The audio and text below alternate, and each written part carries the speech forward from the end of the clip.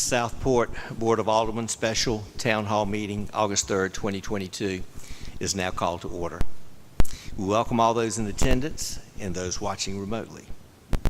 Our invocation will be given by Reverend Alderman Lowe Davis as we remember the 2-year anniversary of Hurricane Isaias. This will be followed by the Pledge of Allegiance. Please stand.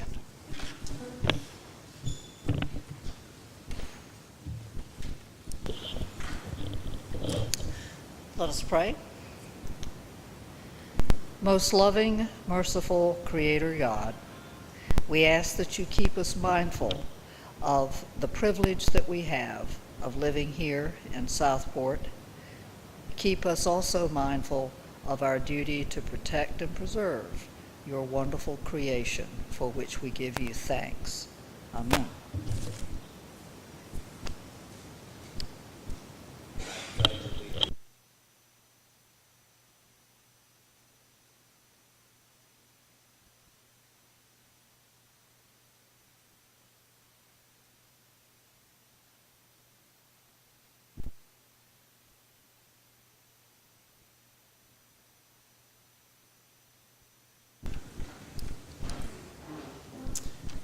Thank you, Reverend Davis.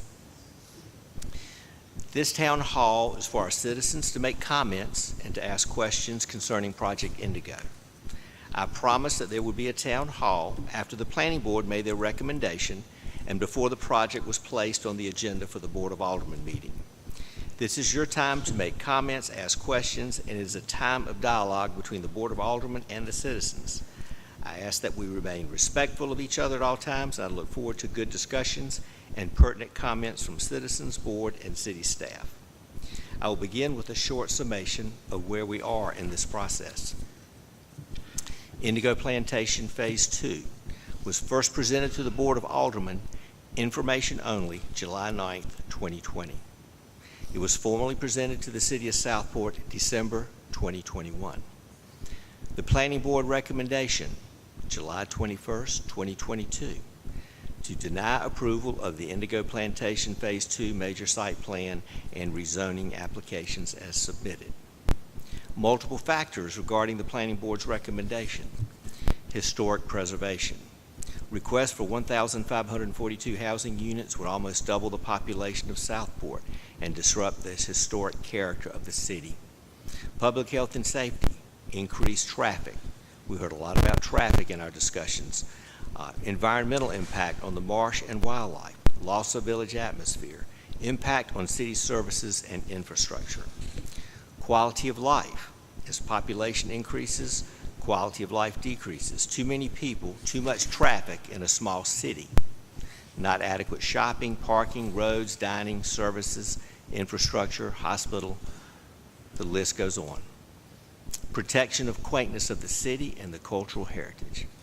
So Project Indigo as presented, 1,542 housing units in the major site plan and rezoning to a planned unit development was not recommended by the Planning Board. Moving forward, the Board of Aldermen meeting with city staff and development agreement attorney on Tuesday, August 9th. This will be in closed session to discuss the Indigo project.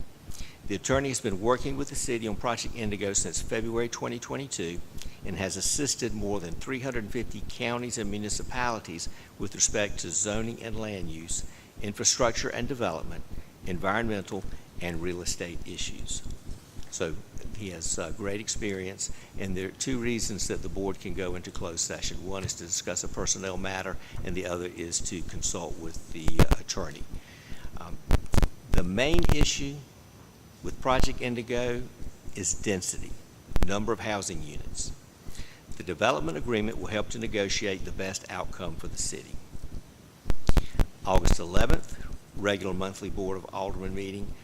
For information only, the Indigo project will formally be presented by staff along with the Planning Board's recommendations. A public hearing will be scheduled for the September 8th monthly Board of Aldermen meeting on Project Indigo, and a potential vote could take place at the September meeting in accordance with state statutes regarding rezoning applications and the required notices. This is where we are. The Planning Board has made their recommendation not to accept the application for rezoning or the application for the major site plan for Indigo Plantation Phase 2. It is time to hear from all of you, the Board of Aldermen, the citizens, the city staff. I want the Board of Aldermen to comment and answer questions from our citizens, a back and forth dialogue. So I leave you with this quote. In this age, in this country, public sentiment is everything. With it, nothing can fail. Against it, nothing can succeed. President Abraham Lincoln. We listen to the sentiment of the people. Madam Clerk.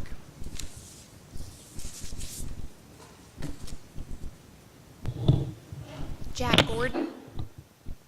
Jack Gordon.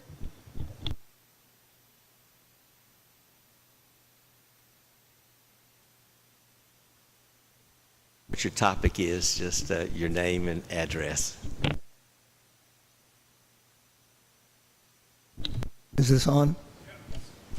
I was afraid of that. I'll be short. I'd first like to compliment the planning committee, planning group, planning board, and the aldermen and the potential developers for working as hard as you have and working together as hard as you have. I think I tend to agree with the some of the sentiment that says if we don't let them build as proposed, they'll do what they can anyway outside of the city, and we'll lose all that potential revenue. That's not very very welcome comment, but that's what we've been hearing. I'm not opposed to increasing the development, but that's kind of out of hand. That's a little too big. I would like to see the development proceed at a different pace, at a lower density, without changing the zoning within the city of Southport. And I definitely hope that if it does proceed, they will annex the new development in the city. But 1,500 homes is a lot. And my biggest concern, other than that number of people in a small town, is traffic in and out of town. There's just no way. I've seen nothing positive about what we'll be able to do, to get people in and out of town without hours of traffic jams. And that's my major concern. I'm glad I'm not a member of your board, because you have a very difficult decision. I don't think I'm up to it myself. But thank you for your hard work, and let's hope we do what's right for the citizens of Southport. Thank you. Thank you, Mr. Gordon. Thank you. Madam Clerk. Jim Gans.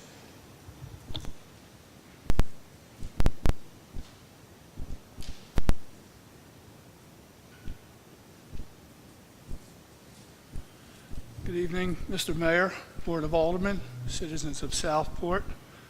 I appreciate you giving me another opportunity to speak. I know you're probably tired of seeing me.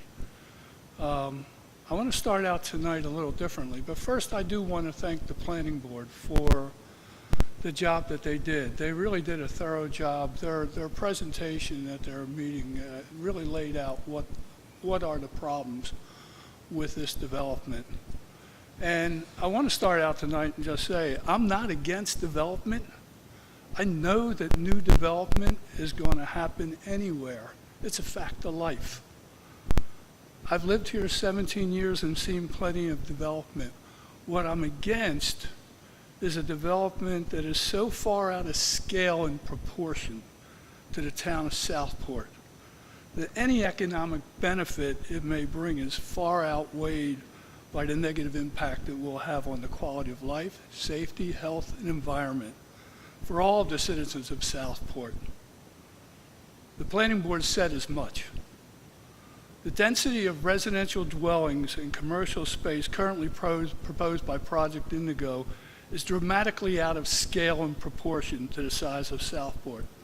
And I think that's what's important here, scale and proportion to the size of Southport.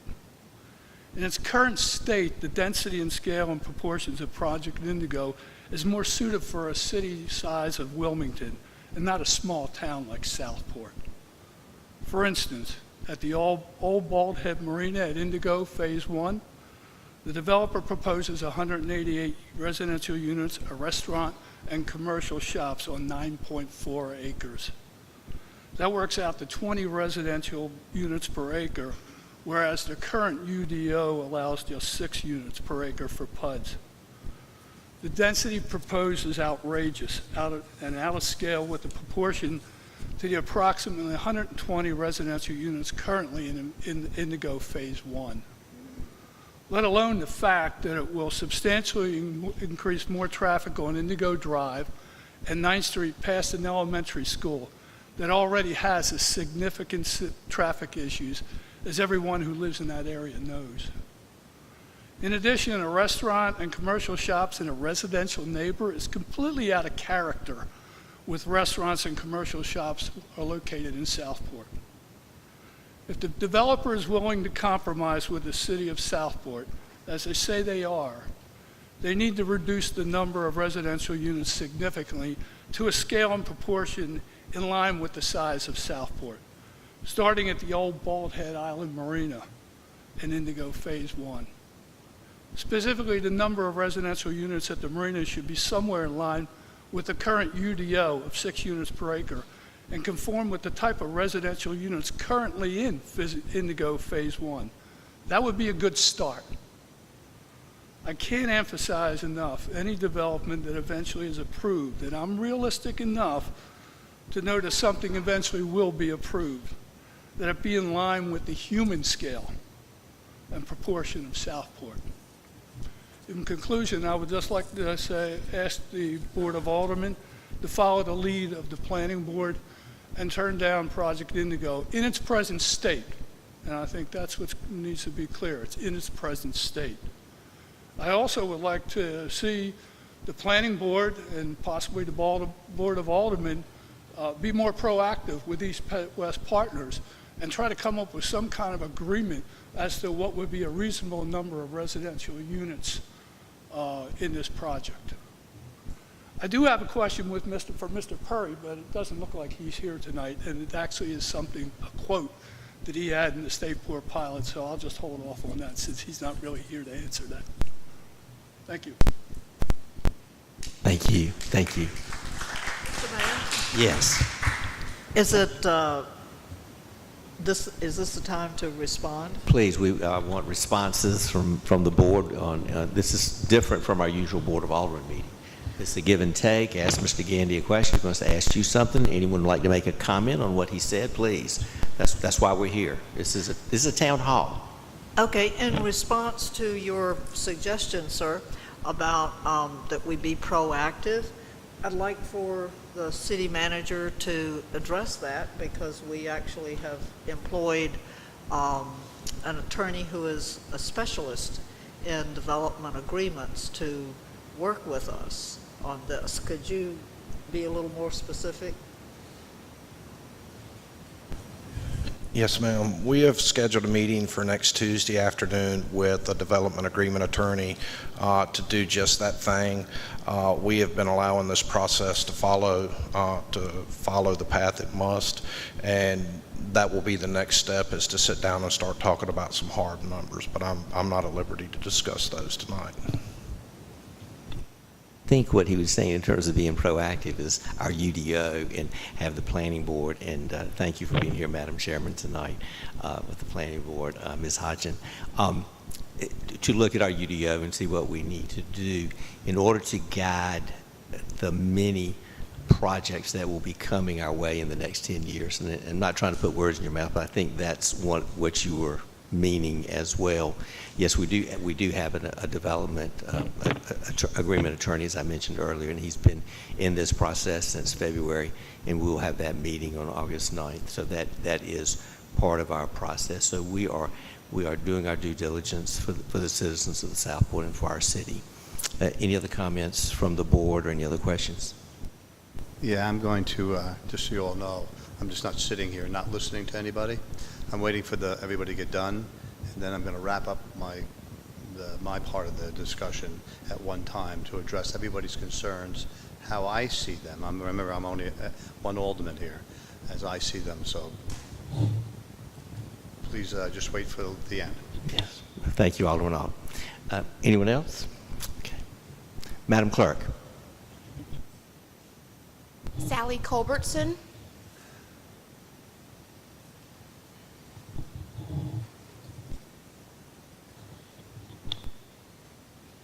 Good evening. I'm a fairly new resident of Southport. My partner, Bill McMullen, and I moved on to West Street, 210 West Street, just last May. And already in this short year that we've been here, we've seen a lot of changes in the traffic flow and a lot of things. We've seen your tourist season change and expand from the typical summer season to January, February. The working from home and the remote working is impacting your traffic in a great manner. And now on top of that, we're adding in a planned development, and I also believe people and owners in our country have a right to sell and use their property and do as they choose. But we also know that in our country, our city governments, our state governments, our county governments all have a say in how that can be done, and there are guidelines. Appreciate all of you stepping up to do that. I'm new to the table here, but in the year that I've been here, I work at Wells Insurance, and I just take my little mile drive from West Street up the street, and at 8 o'clock in the morning, apparently there's not that much going on, but at lunchtime, I've tried to adjust my lunch hour, and I can no longer come from Wells Insurance to West Street for a lunch hour and get back. I get blocked in traffic at least no later than the 9th Street intersection. And from there up, I am literally creeping one vehicle at a time, and I'm waiting 2 vehicles back to turn into my parking lot. And that is in just a few months' time. So my concern about the density and how many vehicles per household, how many households, how many mixed uses, all of those restaurants, all of that, and to try and funnel that, and I'm not telling anybody here anything new, I know, so I apologize if I sound like I'm being repetitive, but the traffic studies that I've read and heard, I don't think quite grasped all of that. So that's all I wanted to say. Bill has a little more to say, and he'll follow me, but thank you all, and it's nice to be here and meet you. Madam Clerk. Bill McMullen.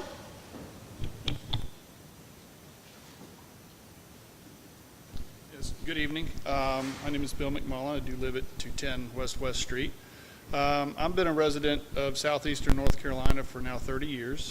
I've long been a fan of Southport. Finally figured out how to move here. It took me a while. It took me 30 years to get to my happy place. We do live in the historic district. My particular comments are around those downtown residents that are not generally represented by a homeowners association or a major development. We understand that the City of Southport has to listen to all of the citizens in all areas and in all parts of the city. So we're not drawing any special attention to downtown other than there's no HOA and there's no one voice to speak for folks who are the ones that are actually trying to keep, like we are, a 150-year-old home, with historic character.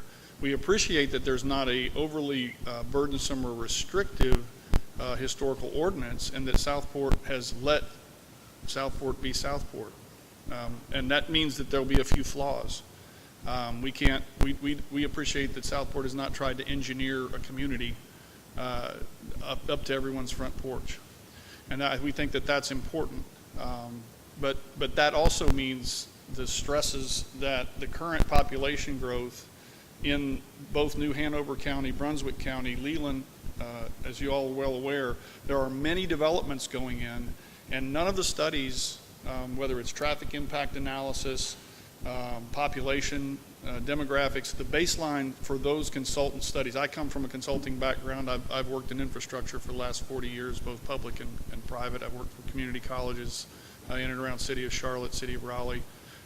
I've worked for engineering firms that do project development, land development, and specifically traffic as well. I'm not saying there's a flaw in any of those professionals in their works. I just think the background baseline information is flawed. And I base that on the fact that traffic counts and the demographic studies that are used do not take into account how many people want to visit Southport that don't live here.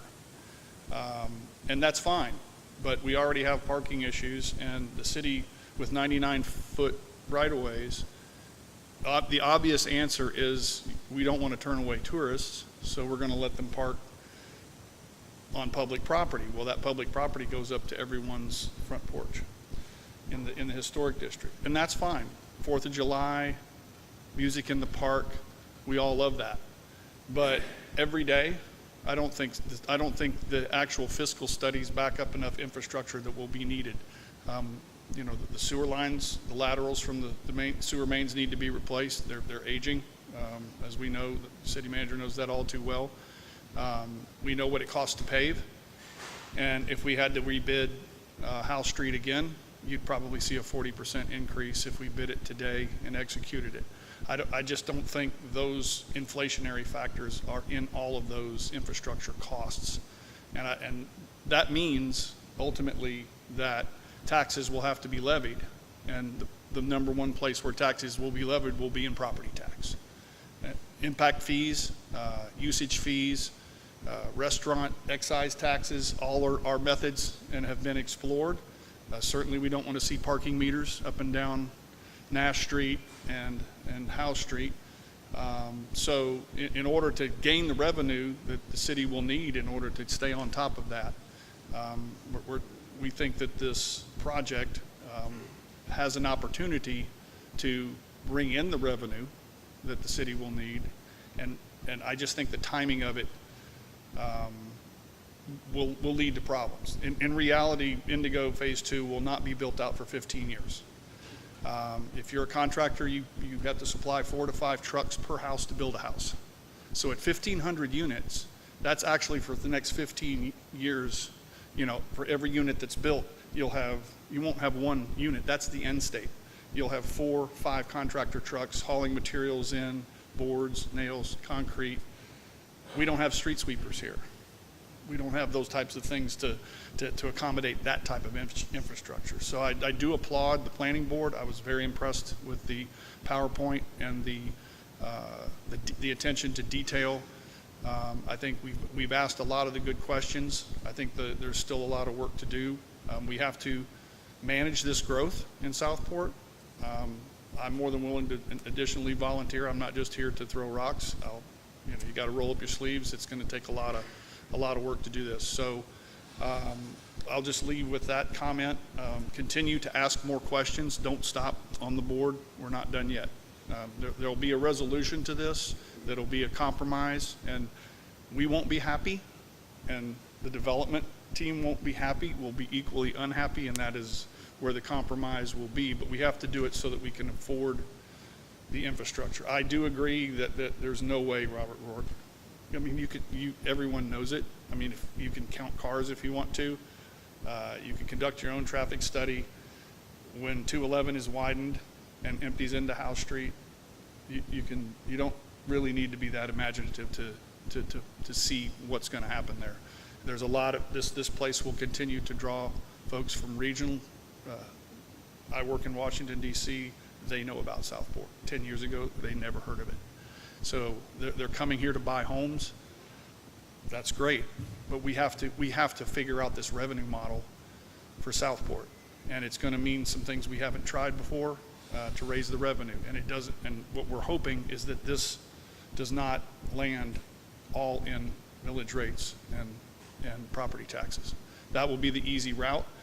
There won't be enough people to stop it in a vote. We know that, but we're just asking for continued foresight and continue to ask questions and ask for help. I think the citizens of Southport are more than willing to go slow as a board of governance that you are. And if we need to raise more money to get these questions answered, I think that has some sentiment. The one lab rat study that I've conducted, there are people that would support continuance as their full-time job. Alderman is not necessarily a full-time job. We understand that. I don't have a full-time job to read all of the studies, but if we need help, I recommend, my recommendation to the board is to continue to allocate funds until we're sure. And I thank you. Thanks for being heard. Thank you. Excellent comments. Any comment from the board right now on this? Okay. Madam Clerk? That's all that I have signed up. I don't know if anybody else wants to speak. That Anybody didn't sign- else that's here that would like to speak that did not?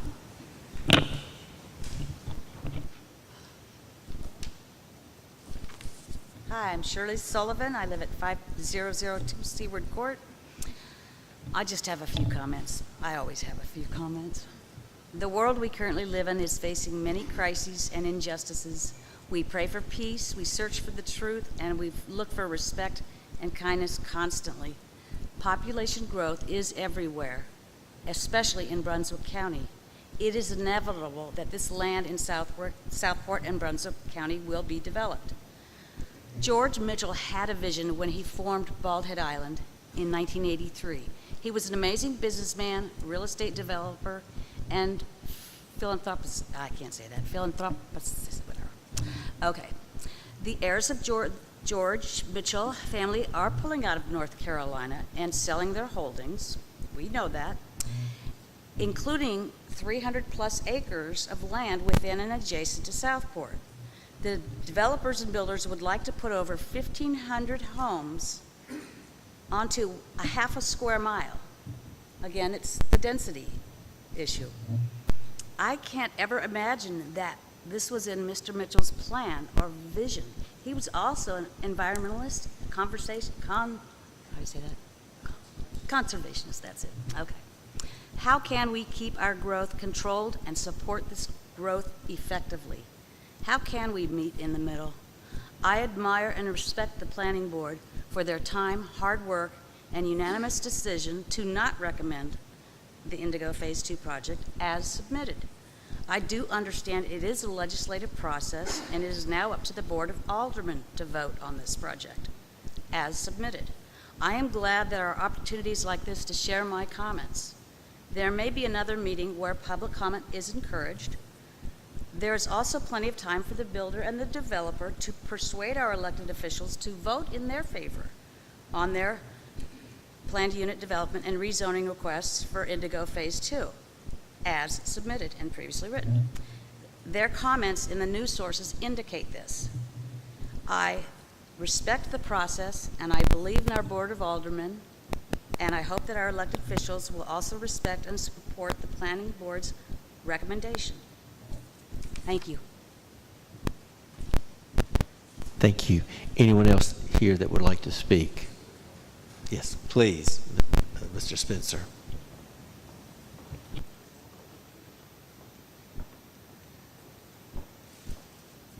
No prepared statements. My name is Mark Spencer, 701 East Moore Street. Just some things that people say, and it takes a little while to figure out what's going on, so I'm not trying to lecture you or tell you how things are. But the lady said, I ride my bicycle to Southport in the morning, and there's no traffic. If you ride that bicycle at 6 o'clock or 7 o'clock, there's no traffic. The traffic that you're seeing is not Southport traffic. This is the outside. They come here every day for coffee and other things. So this traffic thing, don't abuse that. You abuse that, talking about traffic. If you don't do anything, there's going to be more traffic, and you're going to pay for that more traffic. So you're going to have to take it. I'm encouraged by, as we have the 4-lane coming in, I'm looking at the development of the bridge at what I call the CP&L Canal. It's the Duke Canal. That's going to be great for us believe it or not, it's going to open up a lot of traffic and open up. So there are things that are coming with traffic. You talk about this density on occupant units. I'm a native of Southport. I only say that because I've seen a little bit of what's happening. Mayor, you have a home in condos at West or something like that. Does everybody in that condo live here full time? What percentage of those condos of people live here full time, Mayor? I think the majority of them probably do not live here full-time. Like 10% live here full time. I would say something like that, yes, yes. We got people that have got $1 million homes that live here 6 months out of the year. This is what we become. This is not, and again, I'm going to try to be cool about this historic thing. I think we're abusing the word historic. It makes us feel it down in here. Oh, historic. Ain't a lot of historic here. Hazel tore it up. The stuff that was historic you wouldn't want here. So we use this historic to make our private little club. Sorry, I'm just going over these things. So again, you say 1,500 units, and you say 1.5 people in each unit driving every day? No. I heard that there was some assisted living that was going to be in this. Mr. Paul, tell me about that. How many units? Any of y'all got parents that are going to need assisted living in Southport? I appreciate a raise of a hand.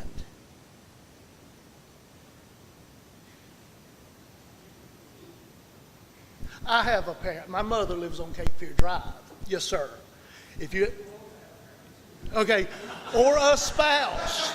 All right, so again, I'm not trying to waste your time, but let's talk about some practical things. And I'll try not to get up here anymore. I'm not going to tell you what to do, but I'm just telling you, words are being abused here. Emotions are being taken advantage of. One more question in here. How many of you got descendants that are going to get the result of what you do here? Raise your hand, please.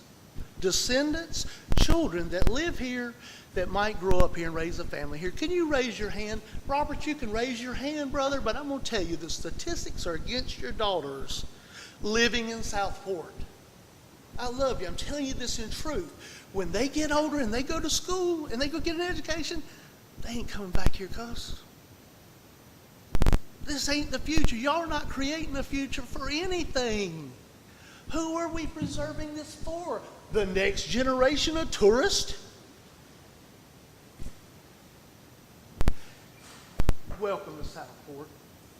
You're not in the poor section, brother.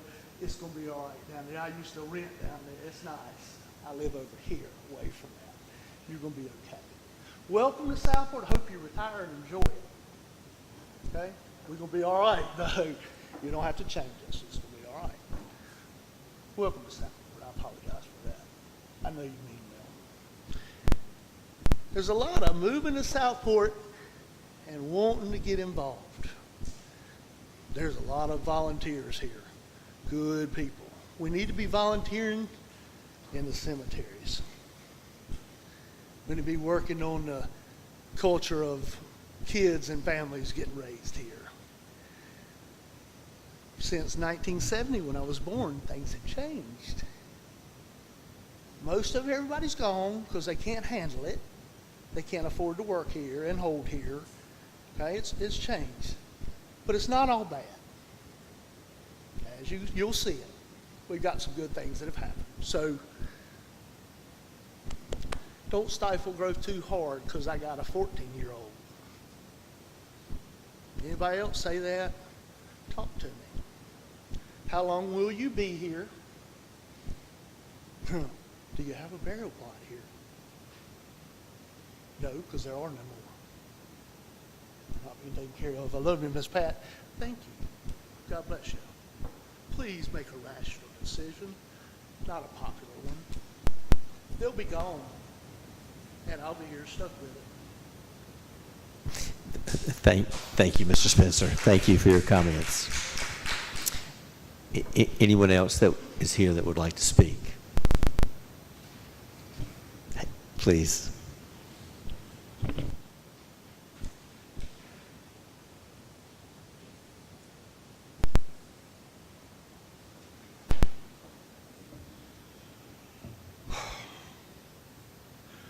Good evening. My name is Tom Seaman. I live at 822 North House Street, mixed-use commercial residential structure, otherwise known as the Art Shack. I've been here 25 years, 1 month and 3 days. And I'm not thinking of going anywhere, but I'll probably die.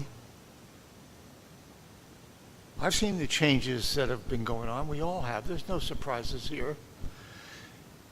But are you offended by the dollars and cents put on your lifestyle? The way you live? I am.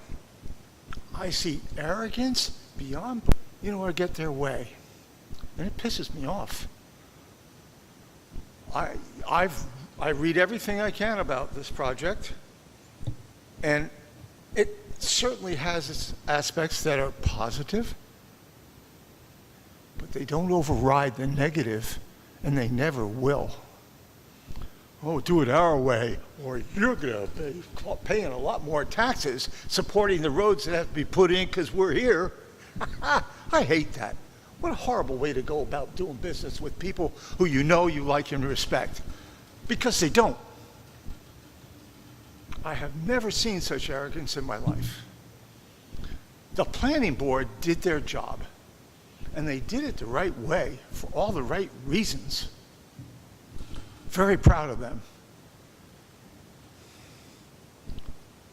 I had a project here I presented back in March of 2003 that was rejected by the planning board. I understand what that's like to be. I was going to build geodesic domes up by the hospital. There's no historic district there. No new building up there in 30 years. But people didn't want that there. I changed my mind, and I built a building that everybody in town is proud of and loves.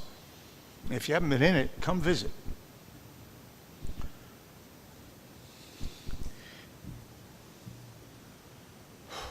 There are 4,000 cars per hour when I got here, and now it's what, 32,000? We can't stop that. But that doesn't concern me. People have to get where they're going. And it doesn't concern me how long somebody lives in their house or whether or not they come to visit, or it concerns me about Airbnbs, but that's besides the point. I remember people used to stop by our place when these are inlanders coming to buy on Moore Street, these houses, and but they were intent on preserving what they saw and what they found. Have to spend a lot of money to keep it up because it's been a long time since it's been done properly because people didn't have that much money. I'm concerned about the impact that this proposal is going to have on everyday life for the rest of our life and our children's lives. I have no financial motivation. I'm not going to be selling houses or building houses or dealing with people who do that, building the roads. I'm not concerned with that. Some people here are, I suspect. Once you make this decision, it's done. 1,500 homes instead of 5. Why is this even being done? I can tell you, I can almost quote what was being said at the beginning. We're here to make money and we're going to do it. At what expense? They claim that they care about Southport. Those words do not appear to me to be from somebody who cares about Southport. You all do. You are entrusted with what's important about keeping Southport the way it is and functioning. How many administrations have there been before we actually replaced the damn sewer? I just remember Jim quit as manager excuse me, back in 2000. He says, you guys aren't being responsible. And he left to be town manager or manager of facilities in Bald Head. This board has demonstrated that it is willing to tackle what's got to be tackled for the good of Southport and its citizens. Thank you. And don't approve this.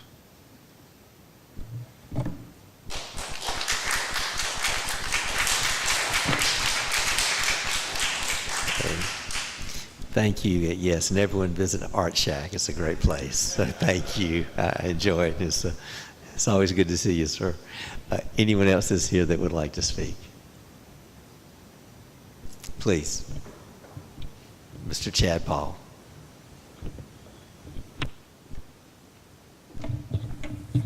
Thank you all for being here tonight.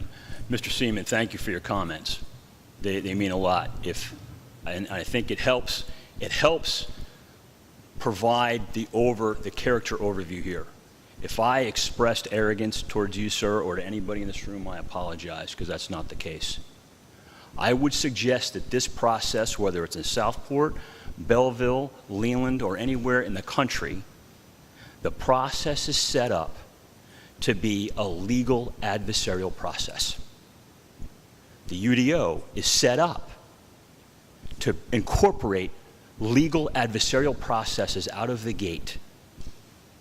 It inhibits the ability to be collaborative until you can work through what those processes are. It's just a fact of the way things are today in the world.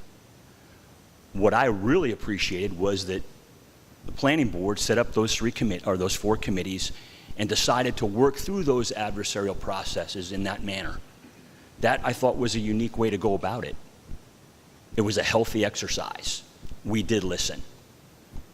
I'd like to just share something. I won't tell you who I got it from, but it was, this gentleman is a public official in an adjacent community.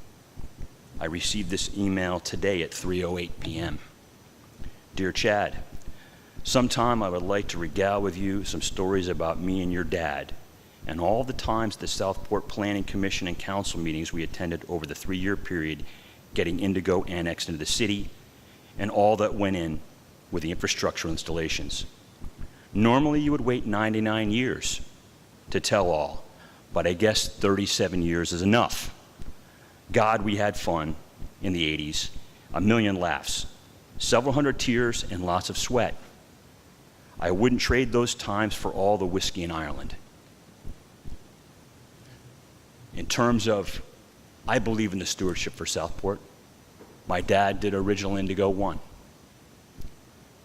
With the Mitchells, we've completed the largest residential development in Southport collaboratively, having to go through a difficult adversarial process like this one, as well as the largest commercial development in Southport. That, again, starts off with an adversarial process.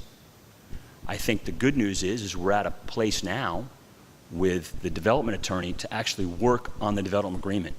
And the development agreement is what's going to dictate everything. And I pledge we need to figure out a way to address the objections from the planning board and incorporate those objections and recommendations into whatever we can come up with the city. I do want to point out one thing that was mentioned at the last meeting, the public meeting, was that we vehemently denied planning board's request for another extension. We did not do so. On July 8th, a week before the infrastructure studies were presented, we have email correspondence that said, look, if the planning board is going to need to utilize those two studies for their decision, we'll be glad to look at another extension. We did not vehemently deny to have another extension. I want to make sure that the public is aware of that. A couple of other items for the backdrop. There's been comment that this has been going on for 210 days. No, whatever that number is, you need to add 100 days.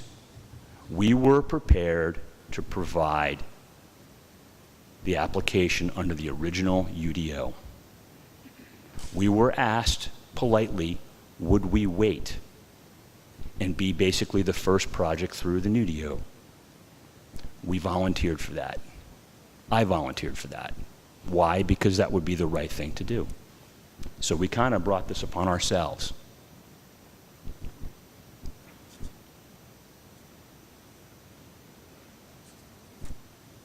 In terms of some of the items that came up in planning, it's all part of the learning process with a new UDO. It also gets back to Mr. Seaman and the adversarial nature. Things like stormwater, CAMA, environmental habitat, historic grave preservations, those are all jurisdictions of the state legislature of North Carolina. It's all statute. There is nothing we can concoct, can put together with or without the board that is going to usurp those powers from the state of North Carolina. Whatever gets developed there has to meet state stormwater guidelines, has to meet state CAMA guidelines, has to meet state environmental protection guidelines, and state grave site guidelines. That's outside the jurisdictional prudence of what we all can do, what I can apply for, and what these boards can agree upon. But what the development agreement allows us is to incorporate those things per an agreement, as long as we abide by the state standards.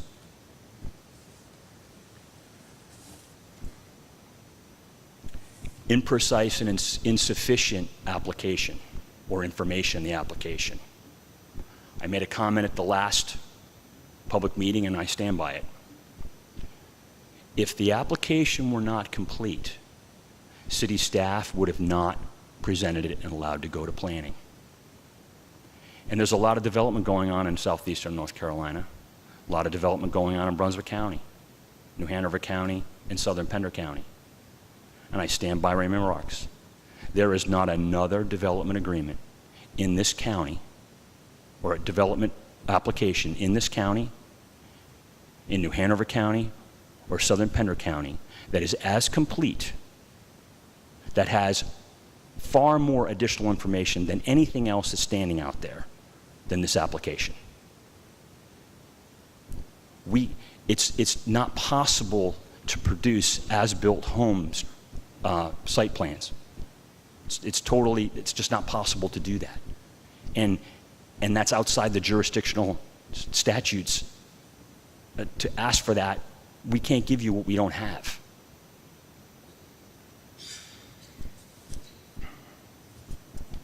Traffic. Appreciate the comments. The traffic study is dictated by the state of North Carolina DOT. Whether the assumptions are good or bad, that's DOT, state of North Carolina, controls that. They control what the TIA has to have in it. They control the traffic counts, the traffic lights, all of that.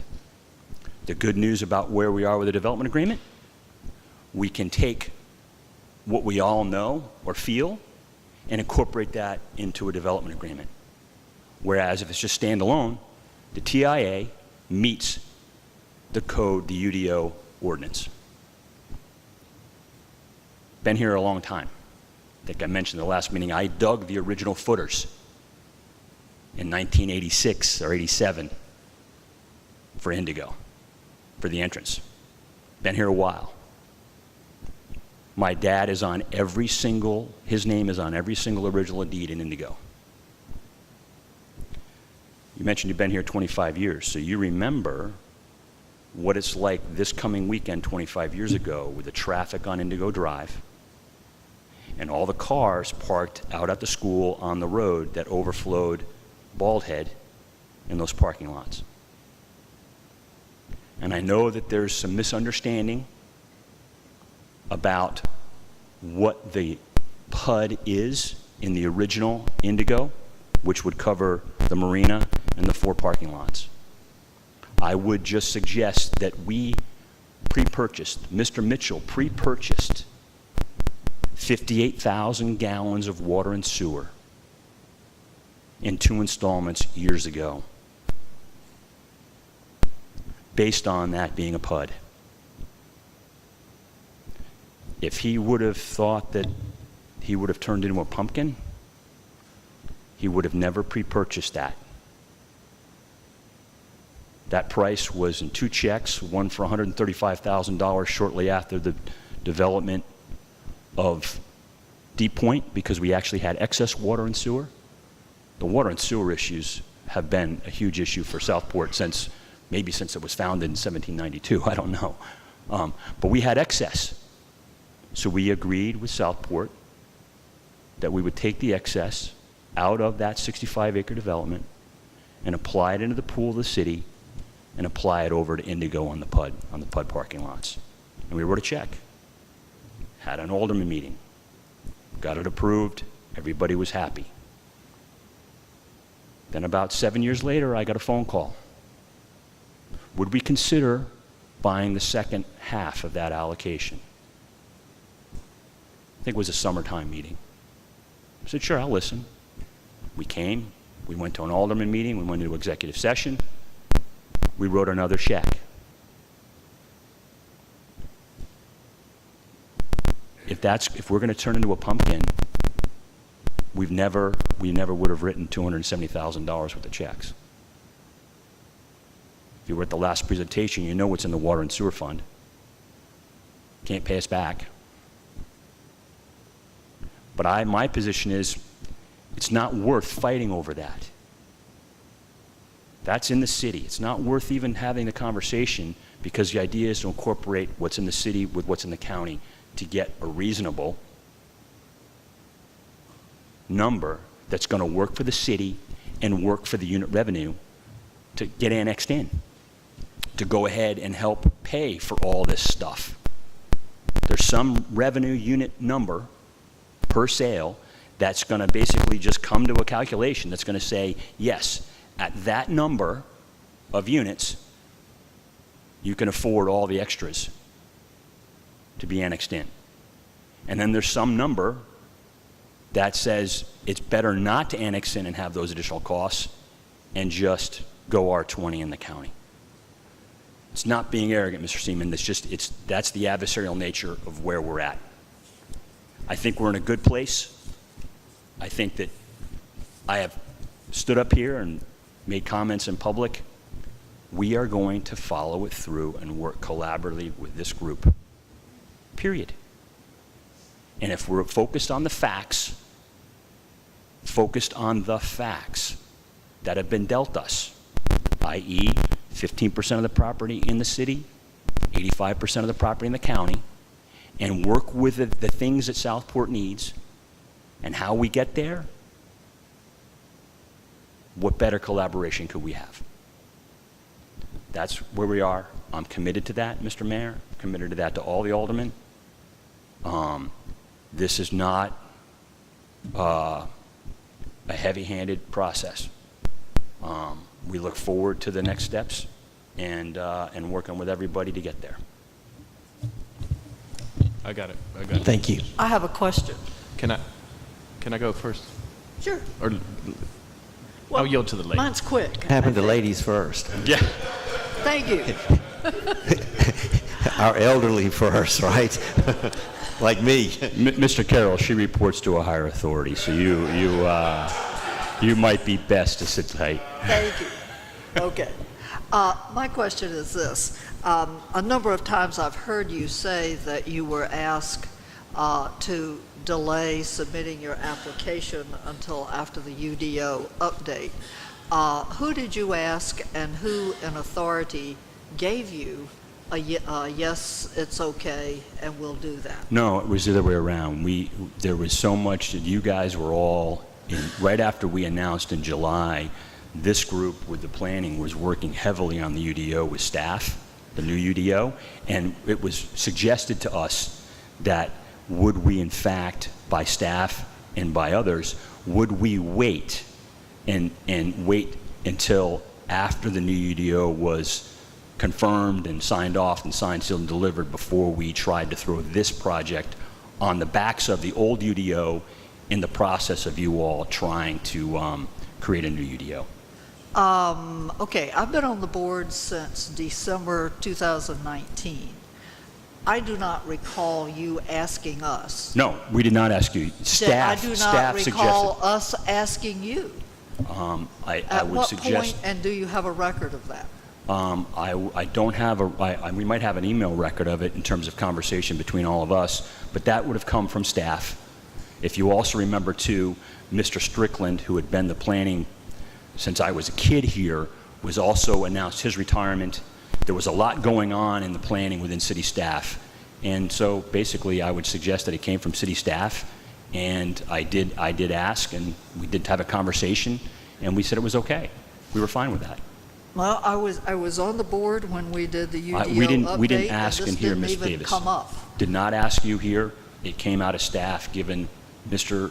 Strickland retiring, and given the fact that you were working on the new UDO. And so we just basically said that we would go do that. I would suggest it came from the staff level. It was not a board action that requested that. But you don't recall specifically, you keep using Mr. Strickland's name. Did Mr. Strickland? No, Mr. Strickland did not. Okay. Mr. Strickland did not. It was the circumstances of where we are at the time as a town, with a new UDO before this group, with Mr. Strickland leaving and not having a replacement set up, with a new town manager. Oh, we don't have a name of who told. It would have been staff. It would have been staff. But I will, Mr. Alt, I will go through our emails, and we'll get with McKay and go through our emails and see if we have something in our emails that indicate the time and the context of that. Thank you very much, because we've had this conversation amongst ourselves without a violation of any, four of us getting together, that nobody has any recollection of that conversation being, okay, well, with us, obviously, not with us, but even all of our conversations with staff. We just don't know where that came from. Understood. Thank you, but thank you, sir. I'll look at the emails. But so many times, I would think that you would have a little bit more record of this. I've mentioned it many times, Ms. Davis, because I want to emphasize that we have been collaborative in this process since the first day. When staff has asked for something, or when individual aldermen have approached me and asked for something, we're not going to obfuscate. We're going to deliver on what we can deliver on. And I used that as an example that we have been collaborative to work with staff and planning and this board here since the word go.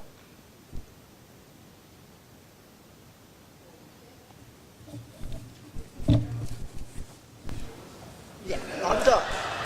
I'm done. Okay. Mr. Paul, what's wrong with the 500 or 550 homes that you're entitled to in the 85% of the land? What's wrong with that? So I think the answer to that is to do that in R20 and annex into the city with the additional costs that we would have to agree to bear in the annexation agreement that comes out of the development agreement, the unit revenue model doesn't work to add all of those additional costs and taxes on 500 houses in that area. And I respect that. So then I'd like to talk a little bit about the PUD that you believe you have, but have been told that you do not have on the parking lots. And so you believe that you have, and I've heard numbers between 180 and 220 units in that PUD, but we've not been provided any documentation to support that. City staff has no documentation to support that, and I believe it's been requested from Bald Head Island Limited and not provided. Right. What we have is we have canceled checks and meeting minutes surrounding the cashing of those checks from your predecessor, Alderman. Does it say you're entitled to build residential units on those parking lots? It says that it's PUD, and we wouldn't, why would we go ahead and, I think the assumption is it was PUD based on the zoning at that time, which was PUD residential, and we purchased 58,000 gallons of water and sewer. We did that after, completed that after the development of Deep Point, where we basically gave up allocation to the city because the city was running out of sewer and water allocation. So I think the context is what it is. I'm confident that we can probably have discussions with former mayors and former city attorneys, and we can zero in on exactly what it is if it's not spelled out in those meeting minutes from you all. Yeah, I really wish that we'd gotten that much sooner in this process. I think that was an important part of this for me as I took in the information. With the 550 homes that you would have then in the additional acreage, plus that PUD, you're at 750 homes. Doesn't that sound reasonable? So I would suggest that it's a math game relative to what additional costs that we're going to have to bear to annex in. And so I don't know right now what that is off the top of my head, because we haven't had a chance to sit down and deal with the development attorney to say, well, we need X dollars for a new substation. We want to have X dollars for road improvements. We need X dollars for intersection improvements. All of that has a cost. We add that up and we allocate it over whatever the unit count is. And it's a math exercise in terms of where it works, just like it's a math exercise for you all. So when you came up with 1,542 units, what math did you use? So the math that we used there was, remember, that includes assisted living, and includes apartments, that allows for lower income rental. Those are all incorporated. I think at a minimum, McKay, those two there, it's 300, 350. So if we don't want to have the apartments and don't want that density, and we don't want to have assisted living, well, you can take 300 units off the top right there. No, I appreciate that. My question was, with regards to cost, the additional cost, you keep talking about the additional cost to annex into the city. Right. What number did you use? You don't know any more today than you did then. What number did you use to come up with 1,542 units to make it profitable for you? We made some guesses on what those costs would be. We have one number that's kind of a hard number or a soft number, but pretty good. In order to stay off the infrastructure of the city's water and sewer, that's a $2.5 million expense to upsize. So that was definitely included. McKay, what else did we have hard numbers on that we included besides the water and sewer piece?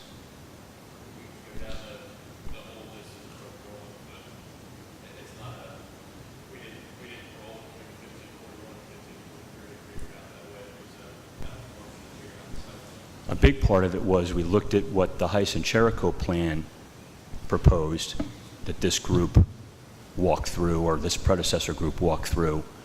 They had their own sewer plant, package plant on the property at the time, and that was plus 2,000 units. So I think we did look at that, because I got all the original documentation from that group that went bankrupt. So the answer is, I think, Mr. Carroll, we are looking forward to the opportunity to dealing with all of the issues, addressing all of the issues, addressing the recommendations that came out of planning in that development agreement. That's the way to do it. You guys will have your understanding and what it's going to take for you guys to approve an annexation, and we're going to know where we are. And my hope is that we're not a country mile apart. My hope is that we can get pretty close. I can't stand up here to say it's 1,200 or 500, because I don't know. I've heard the city's not going to pay a dime for any of it. Understand, I get that. I appreciate that. But we need to know what that cost is.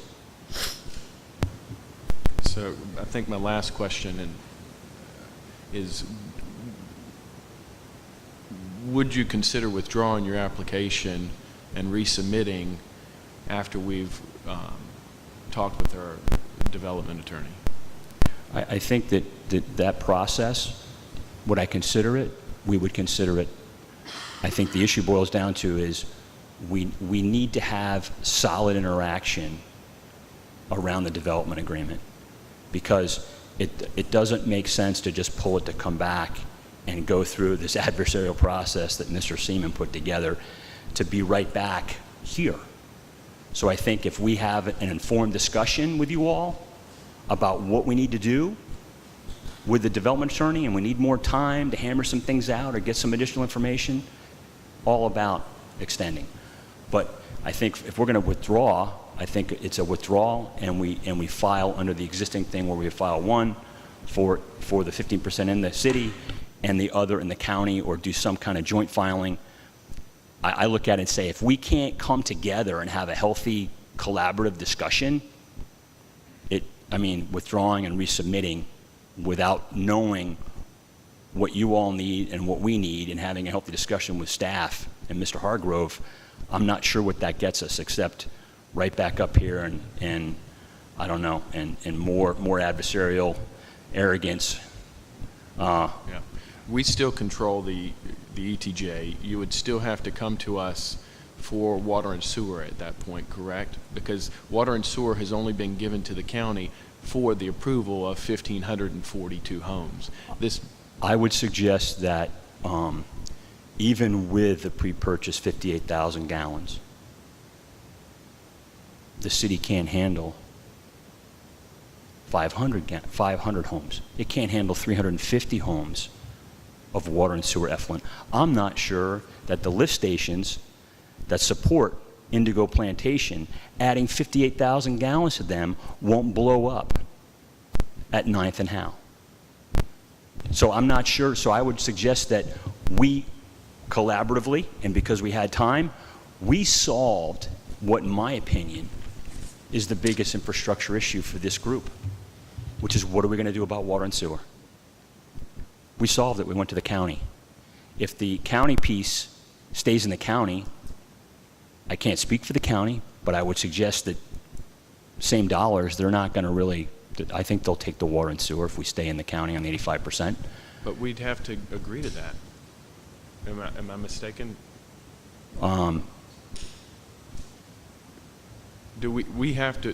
You have to come to us for that water and sewer. We have to come with an application for the ETJ for you guys all to sign off on. Yes, that application would include, what are we going to propose about water and sewer?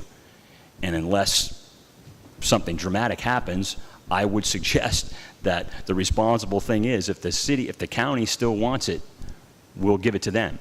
If the city wants it and can take it, well, I guess it would be indifferent. We would be indifferent either way.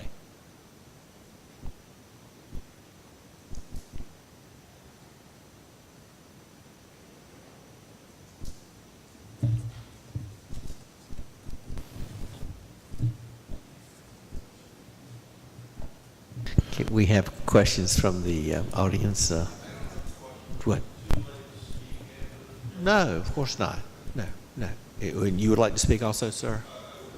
Okay, please, Mr. Rhodes, come on up.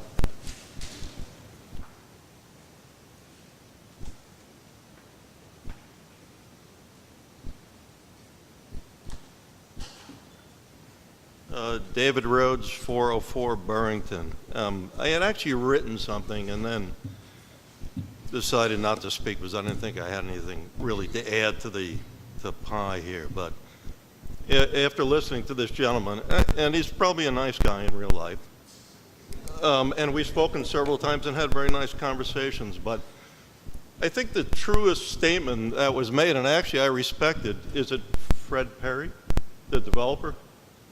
Roger Perry, I'm sorry, Roger Perry. The truest thing he said was at the last town hall, and he said, I'm a developer, I'm here to make money. That's it, pure and simple. These gentlemen, they have land, and I'm a firm believer, as other people have said tonight, if you have land, you could develop it. It's the United States, as long as you stay within the rules and regulations of the state, the town, CAMA, and all of that. So let's not think that, and this is just my opinion, no disrespect, that they're doing anything for our good.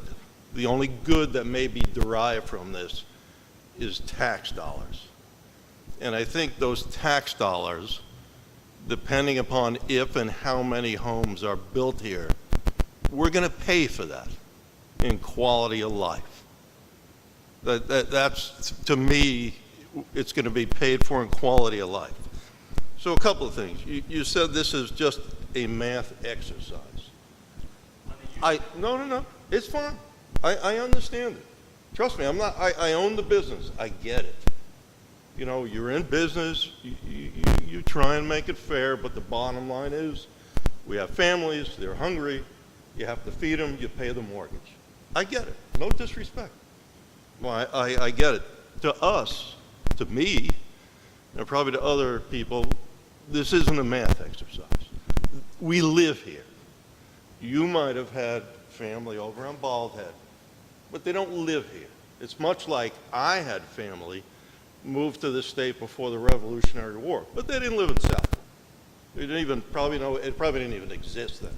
So they didn't have any skin in the game, at least for Southport. What I'm also worrying about here is, you know, the Southport Marina was just sold. To me, that was always the 600-pound elephant in the room leaning on the town, right? We go back, what, 3-4 years when they wanted to develop the yacht basin, right?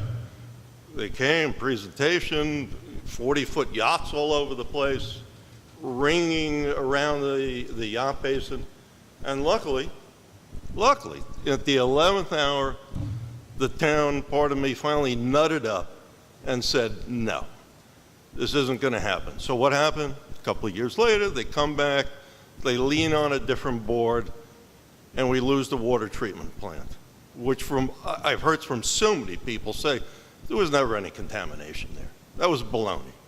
That was a smoke screen. That was, you know, what kind of deal that was. It wasn't a front of the room deal. So here, for me, as I sit and listen to all this, I think we may have a new elephant in the room, because I hear that we pay more taxes and, you know, that we're the big guy. I get it. But at the same time, you're deriving profit from those taxes. So it's not like we're paying the taxes because we're good guys.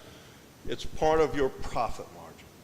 So let's not, you know, let's understand that. That's just part of the profit. We talk about, or you just said, about the traffic study, and you followed whatever the state mandated. That's fine, I get it. But anyone who lives here knows the reality of traffic. That the traffic study shouldn't just be, you know, the corner near Famous Subs and wherever else. That the traffic is all over. And right now, with, what do we have, like 4,000 people here, and 1,750 homes will, let's say, we'll just say roughly double it. It's probably on the high side. But we'll even have more traffic. And those people will be driving. They'll be coming in, they'll be coming out, and we don't even have room for what's going on here. And also, as we grow, the rest of Brunswick County and whatever counties above us is growing, and where do they want to go? They want to go to the water to eat dinner. So now, and my time frame is only 6 years. I'm a newcomer here. We used to live in a town where we lived for 30 years, and they said, oh, 30. No, you're just a newcomer. So we're very new here. I mean, when we moved here, people would say, oh, the traffic is horrendous. And my wife and I would go, what traffic? Well, there's traffic now. You get on House Street. I want to go to the DMV. 10:30 in the morning, I had to turn around and come back. You couldn't even get out of town. So the traffic study that was done, I'm sure complied with state standards. But the reality is it only told a very small portion of the story. The good news is, and I wasn't sure till it was mentioned tonight, that even if they do not annex into the city, they're still under R20 zoning. So in that respect, at least the number can be held down. And maybe just one question here. So it appears that even under the current UDO, the PUD would not even allow what they would want in the marina. Is that a fair statement? Okay. So we spent 2 years. David, did we answer your question? Did you? Yeah. Okay. You did. So we went through a couple of years of creating a new UDO, which it seems now we're just going to push that aside and create a whole new set of circumstances so this can go through. Now I'm getting to the end here. So one last thing, and I read something on Facebook. I'm amazed I said that. I usually just read a lot of music information. I love music. But it was either something that Linda Fosbury or one of the sisters said about, Southport. And it made me think, we're talking about Project Indigo as this. Unfortunately, this isn't the only project in town, right? We have Fisher Landing that's still being built out. That's not up to full capacity. We have Osprey Landing, which is roughly 200 homes, I believe. That hasn't even started, and that's right over there in the traffic war zone. And then there's other tracts of land here. I understand that there's a tract of land out towards the ferry that's going to queue up one of these days. We have that large site near the Rotary on the way to the ferry. That's been for sale. One of these days, someone's going to buy it. So, we're talking about if 1,750 homes are built, it's going to, the town's going to implode. That's not even all of it. There's more that's going to be built. So I think the key word for me after reading this on Facebook was manage. I think small towns, and we came from a small town, I think unfortunately there's limited resources, limited taxes, limited staffing, and you almost play Monday morning quarterback all the time, catching up on what happened the past week. And sometimes, unfortunately, we can't set a vision for the future. I remember, because once again, it was a small town like this, which I see the mayor all the time, and I'd say to him, and I think I did it because I didn't particularly like him, I'd say, what is your vision for the town? And he'd say something like, someplace where everyone could enjoy living. And then it was a quick follow-up. There was no forethought about amounts of people, infrastructure, or where, it was like, I don't know, let's see on Monday where the day takes us. I think we're definitely at the point where we can't wait for things like this to come and then figure out a plan. I think we need, a plan going forward on what's going to happen in this town, because there's only one commercial zone. We're not like a lot of other towns that are spread out and that there's multiple commercial zones. There's only one place. Whoever moves here wants to go there. American Fish and all the other restaurants, along with God knows how many tourists. To me, we go downtown very little now. It's just not fun. I mean, in the night. Daytime, fine. Take the dog for a walk and, but, once a night, it's almost like a perpetual Disneyland on spring break. And, I didn't realize that I was moving to a destination town. I was looking for a quiet town. I lived in New York City, outside my whole life. I wanted quiet, not the place to be. So I guess the word I leave you with is manage. Manage the assets. And to me, less is more. Not more is more. I don't need 15 more restaurants and God knows what else. And also, one last thing, and this is no disrespect, is when I hear words on a development scale like that, well, we guessed at. it's a bit worrisome. And from the last meeting, we brought up the electric, which that study did not even encompass, which money will have to be put into that by us. And it almost seemed like a project that was very fluid. You know, someone would say, well, how about some parks? We could do that. Or how about some affordable living? We could do that. You know, it was like kind of a mix and match, plug and play kind of thing. And, you know, let's shake hands and we'll work together. I had partners. Doesn't work out. You know, everyone starts out happy and, you know, it slowly fades into unhappy. There are, you know, something like this, I don't think it could be figured out as we go along. So I hope that we don't look at this project in a microcosm, because it's just one of many, and it's almost going to be like a theater. You know, you want to see a rock concert, there's 100 seats. You know, and maybe in this town, you know, maybe 80 of the seats have been sold already. We have 20 seats left before we have to, you know, I'm not saying shut the door, because, you know, everyone wants to shut the door after they're seated, right? I moved here 5 years ago. Let's build the wall, you know, right? We all want to close the gate behind us. It doesn't work that way.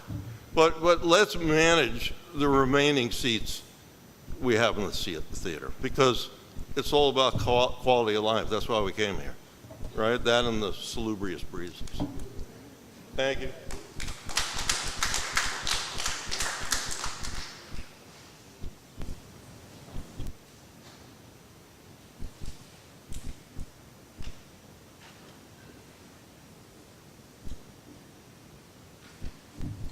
I'll make this quick. I know everybody wants to get out of here. My name is Bruce Hackert. I live at 6162 River Sound Circle. I've been a citizen. I've lived here since '99. I've had property, lived here for 18 years. Mr. Mayor, I've heard you use the words charming, quaint. In print, I've seen you on television do that. If this project goes through as they proposed, I believe you'll put the nail in the coffin of this town. Quaint, charming will be shot. Done. I've been here, the gentleman just hit the nail on the head with what has gone on in the past. I watched the marina when that was sold. I watched, does anybody remember the port that was supposed to be built here, a mile down the road? I don't believe we'd be standing here right now if that port. Nobody in their right mind would want to move here with a major port. And there were individuals on the board and other individuals, elected officials, that wanted that. And we were given a circus of what a wonderful thing that would be. Anyway, I really have a question for Mr. Hargrove. What is this development attorney? You're having a meeting. What exactly is that about? And what is the criteria for that? Why are we having it? We find ourselves this evening, or really where we were with the planning board making their decision, we have followed this process that our UDO requires. As we move forward, what we're going to meet with our development agreement attorney is to start the negotiation of what this density will look like, what would be appropriate. We're going to discuss how we move this project forward, whether it goes forward as a PUD or whether it goes through as an R20 development. It's also to sit down and discuss what we're going to ask of the developer. It's really the point of where we start our negotiation. And we will also bring into play the disputed pieces that Mr. Paul had claims that are in our, that he has a PUD right now. We still have no paperwork to, and I get what you're saying, Mr. Paul, but at this particular point, the city has no paperwork to confirm or deny that. So we're really meeting with this attorney to figure out what our path forward will be. So then the next step will be that we will sit down with our development agreement attorney. The board will authorize me to negotiate on behalf of the city. We will sit down with our attorney and their attorney, and we'll figure out what this path is going to look like. Once we have a compromise, whether we're unhappy or not unhappy, I will bring that back to the board for them to make that decision. Did that answer your question? No. Okay. Drill down a little bit more. That's what, Will Mr. Paul's attorney be there at the same time at your meeting? Not this Tuesday, no. Not next week, not on the 9th meeting. It will be our board and our attorney. So you will have questions for the attorney, is that correct? Or they will guide you on where the next step goes? Yes, sir. Will that affect, well, the planning board has given its decision that this should not go as approved. Can the attorney, will they override that? Attorney is just here to advise us. The planning board is an advisory board that has made a recommendation to deny this application. We are simply meeting with our attorney to determine what the path forward will be. He has no authority to override what the planning board, the only board that is sitting in here, that the Board of Aldermen are the only people that have the ability to override the planning board. Okay. Thank you. I've got a question. Yes, Alderman Carroll. I'm not sure if there's anyone else that wants to speak, but I do have a question as it relates to the 80,000 plus square feet of commercial space. So if there's anyone that would like to comment on that and their thoughts about the 80,000 plus square feet of commercial space that's being proposed, Come I'd to the love podium, hear, please. because we keep talking about the 1542, but we need to take into consideration the 80,000 plus square feet of commercial space that's being proposed.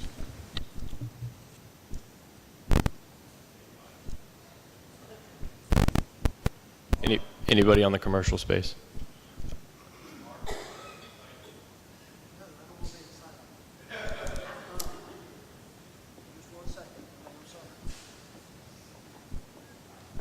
It's important that we spread Southport out. The gentleman talked about there is only one central area of commercial. Yes, sir. So it's a good, I believe, as someone who has grown up here and watched it develop, that it's not a bad idea if we spread out some commercial down at the ferry landing where we have people coming across daily, and Deep Point being commercial. I think it's a great idea to have some commercial down in that zone. That makes walking traffic. That's what people like here, is to walk to get coffee. It's turned into drive your golf cart to get coffee.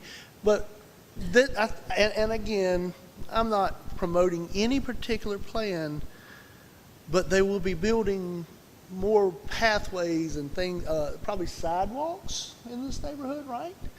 Things that'll be safe to walk. I grew up on this side of town past Bonnets Creek. People walk in the road. There are no sidewalks, okay? It's going to get to where we can't walk on the road. We need these kind of neighborhoods. So I would love to see commercial down in that zone. I grew up on Cape Fear Drive. I was hoping that Bald Head would build more so I could ride my golf cart there instead of come down here. Let me say one other thing in terms of equity in Southport. When you've got all these beautiful homes down here in the commercial district, they're $1 million homes. Spread the love out with everybody. These neighborhoods need some commercial. These neighbors need commercial, not gas stations or things, but things that we can use. I'm going to get off of this, two things. I apologize to you. I was in the heat of the moment. New people get excited about Southport.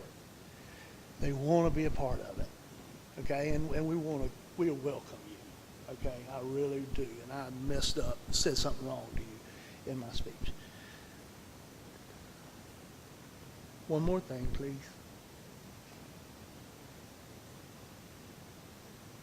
Commercial. I'm gone. I've lost my thought. Thank you, though. Appreciate you. Sir, if you could speak since you're part of the development. Thank you, Yes. sir. Mr. Mayor, ladies and gentlemen of the Aldermen, thank you very much for your time. Sue, I'm sorry I wasn't here for the last meeting. I had a pre-planned vacation, frankly, and I didn't miss much. I looked for it online. It looked like it was fairly uneventful, so glad I wasn't at that one. I'm sorry, McKay, tell everybody who you are so the audience. I was getting to that. It just taken me a long time. My name is McKay Siegel. I'm with East West Partners. I'm the Wilmington partner for East West Partners. I'm not sure how you all are going to receive this next statement, but I live in Carolina Beach with my family, my 7- and 4-year-old and my wife. And I have to explain what Daddy does for a living and why I have to go talk to people a couple nights a month and what I'm talking about. And I'm proud of what I do. I will also say that I'm the youngest of the East West Partners. Judging by Roger Perry, I'm quite the youngest of the East West Partners, so I have a Facebook account, and I read what you people say on Facebook. I read everything that you people say on Facebook. And what I've also done is put my phone number and my email address, as well as Roger's, as well as Chad's. Chad, have you gotten any phone calls? Any? In terms of from the concerned citizenry?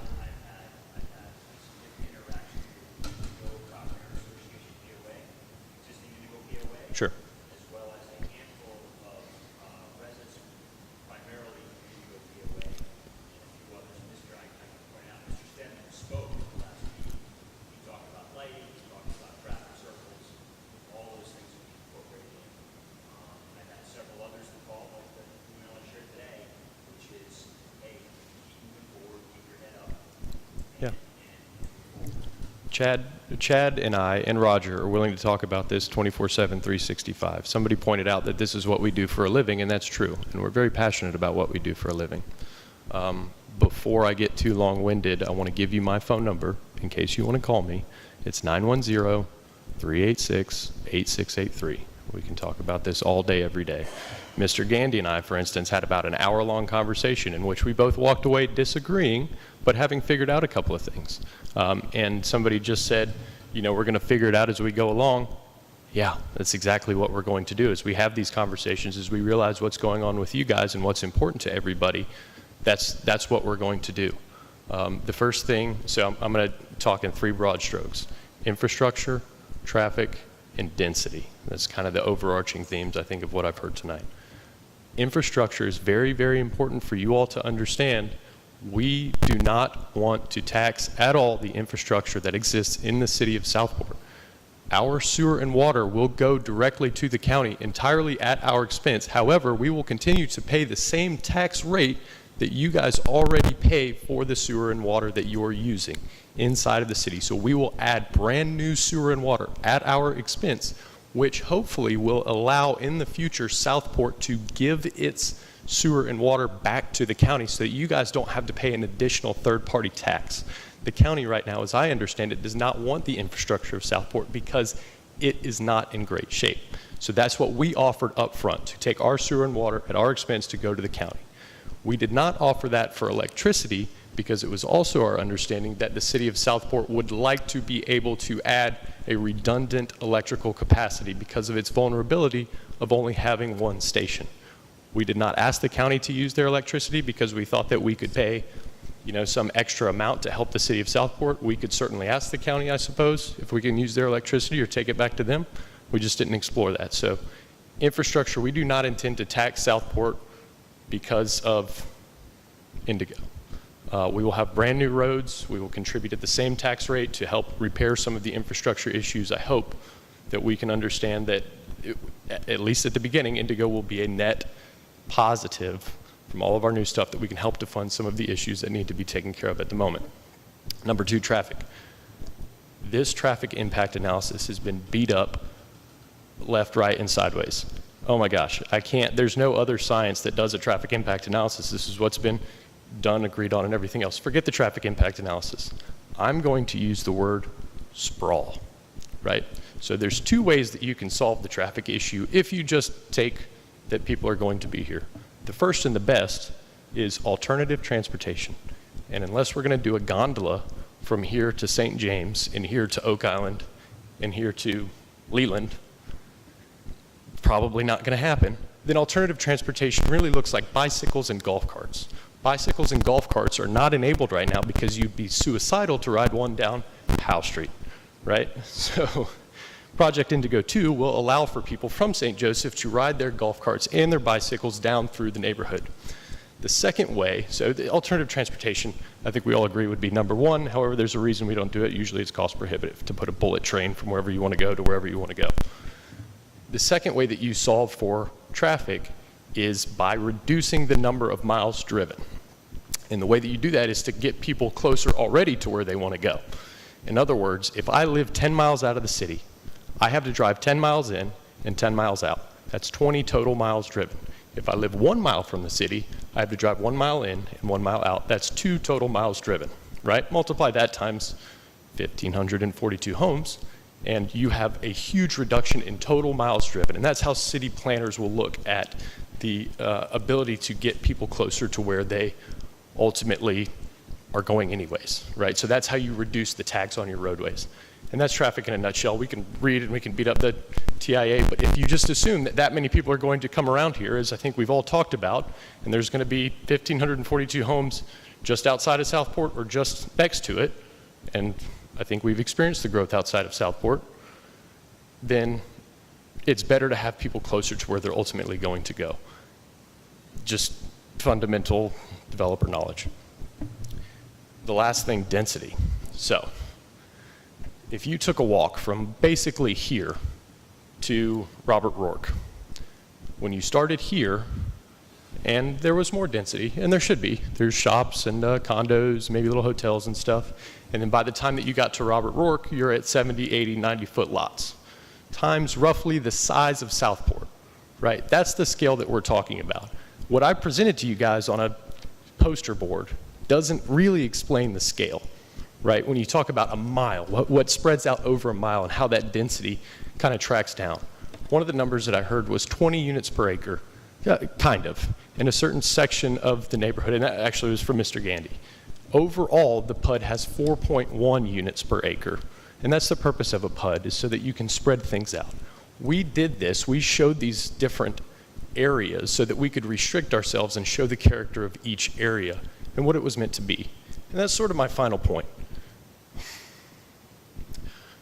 1,542 was directly a product of us taking this to a world-class planning firm and saying, plan a world-class development.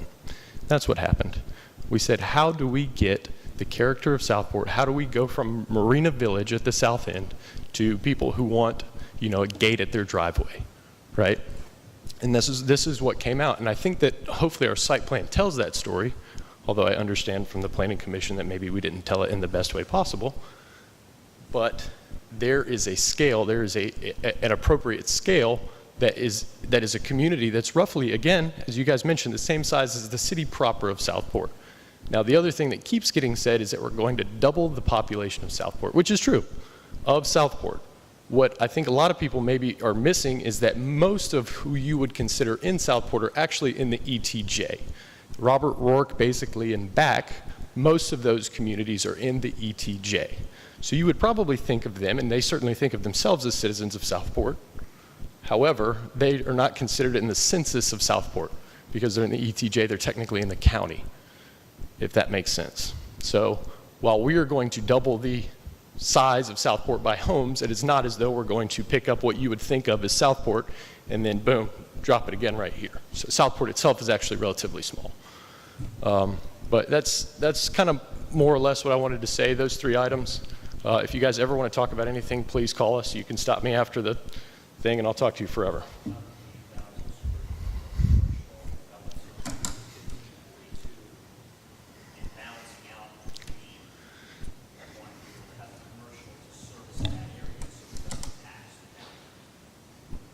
So if you go to as many of these meetings as I have, you'll hear 2 different sides of the same coin. Some people want us to build an out-and-out residential center, a commercial center with a grocery store and office buildings and a hospital in Indigo, and some people want absolutely no restaurants.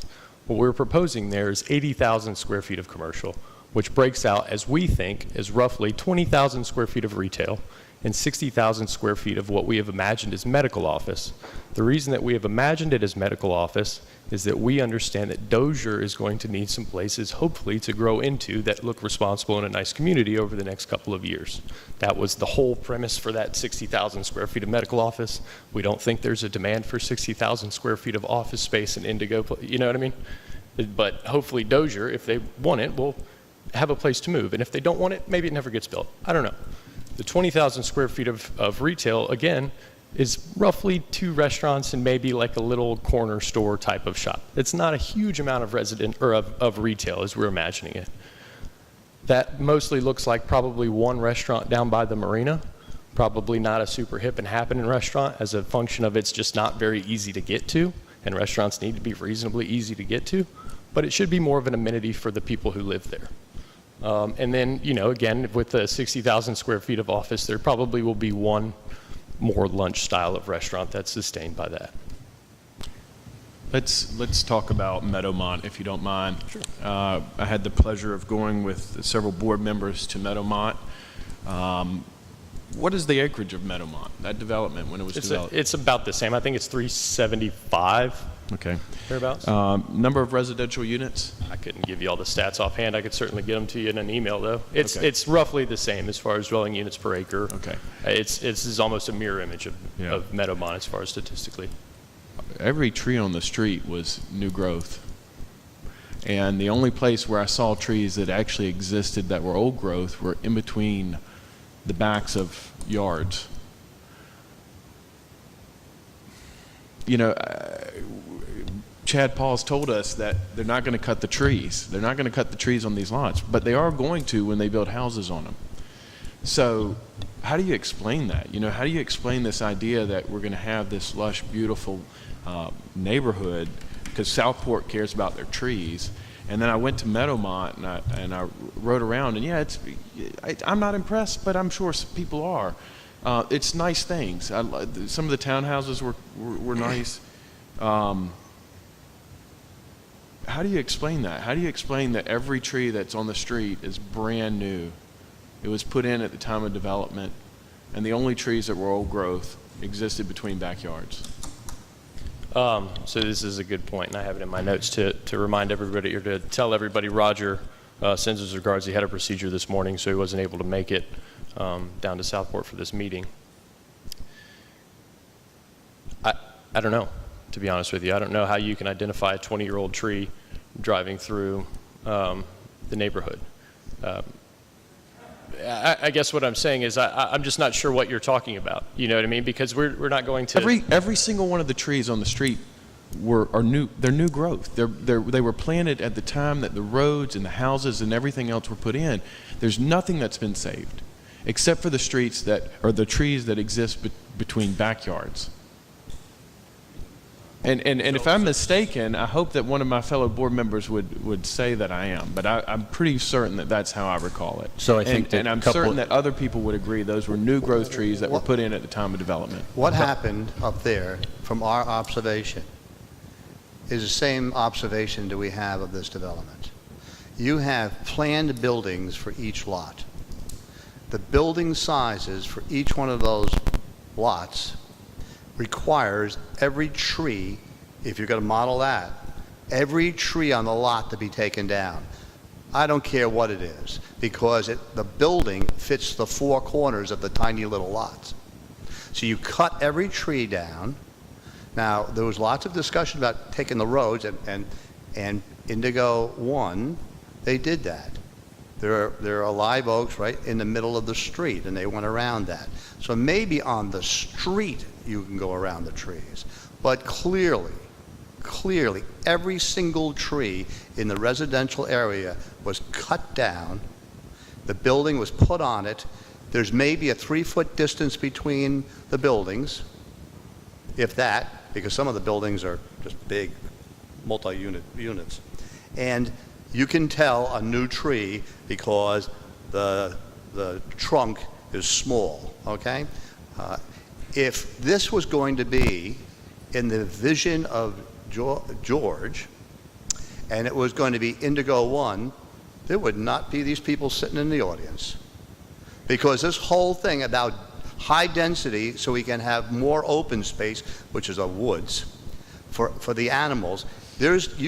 Other than a bear, but I've never seen a bear in Indigo 1, there is not one other animal that lives in North Carolina that's not in that neighborhood.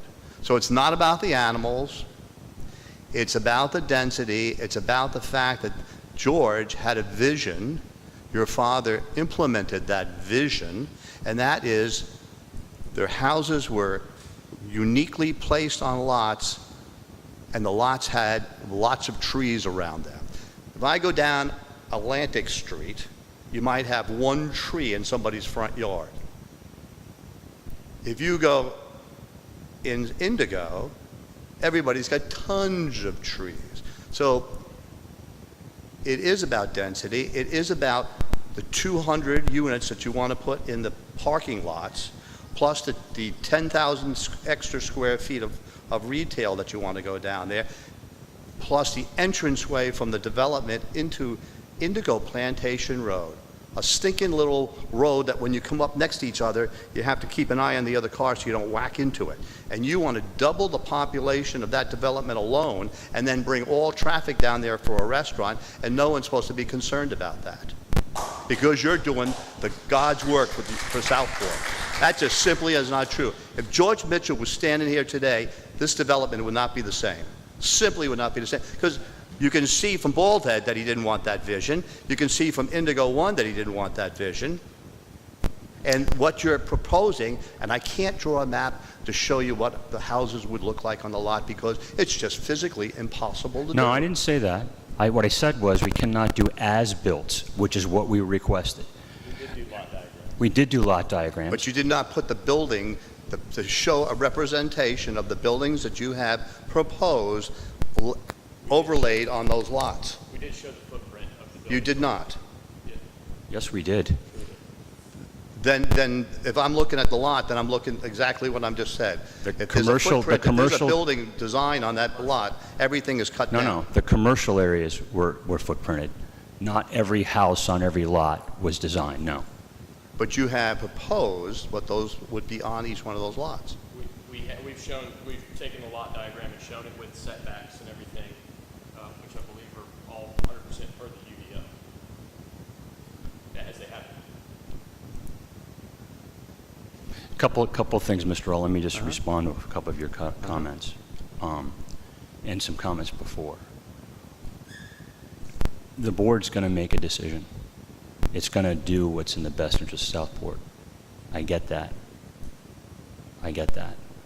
All the Mitchell family has pro-offered is to create a partnership with East-West Partners because, frankly, the family believes that they will be good stewards relative to the Mitchell legacy. If the board doesn't want to do that and East-West goes a different way, then the property will just get sold to somebody else. I get that. Let me finish. You also make some very big claims about what Mr. Mitchell would have done or what he would not have done. Did you ever meet Mr. Mitchell? I only know Mr. Mitchell by what he did. Okay, and what else did he do besides Bald Head? The largest single planned unit development community in the country called the Woodlands that has several different communities that look like Southport, several different communities within it that look like Meadowmont. In terms of the tree issue, we've got what, 40% of this space is not being developed? Yes, it will stay woods, just like it was on Bald Head. Mr. Mitchell donated a 10,000 acre forest to the state so that those trees would not be destroyed and demolished. I know the new DO has a tree ordinance in it for R20. Thank goodness, because if not, it would look like Osprey. R20 will still result in a lot more clearing over that landmass. Over that landmass, you'll have a lot of big backyards with lots of grass and not a lot of trees. Potentially. That's what you're going to see because that's what the market is buying right now. So we can work it through with you all on the development agreement. If you don't like the density and you think that there's a better proposal to spread it out and it works, then we're willing to listen, we're willing to hear. We're not trying to jam anything down anybody's throat. And so I would just suggest, if you haven't met Mr. Mitchell and you've never met any of his kids, I would just suggest be careful, because the Woodlands is massive. And the Woodlands has areas that have trees and has areas that doesn't. This is in Texas, Yes. where there's no zoning. Yeah, I have been to the Woodlands. Where It there's is no quite zoning nice. in Texas. So I right made here- no comment about Mr. Mitchell.